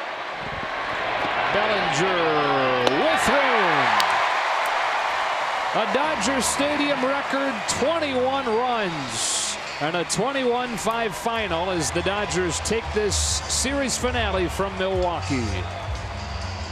For Oral Hershiser, Alana Rizzo, the rest of our crew, Joe Davis saying so long from Dodger Stadium. Here's a look at all 18 hits from the Dodgers tonight.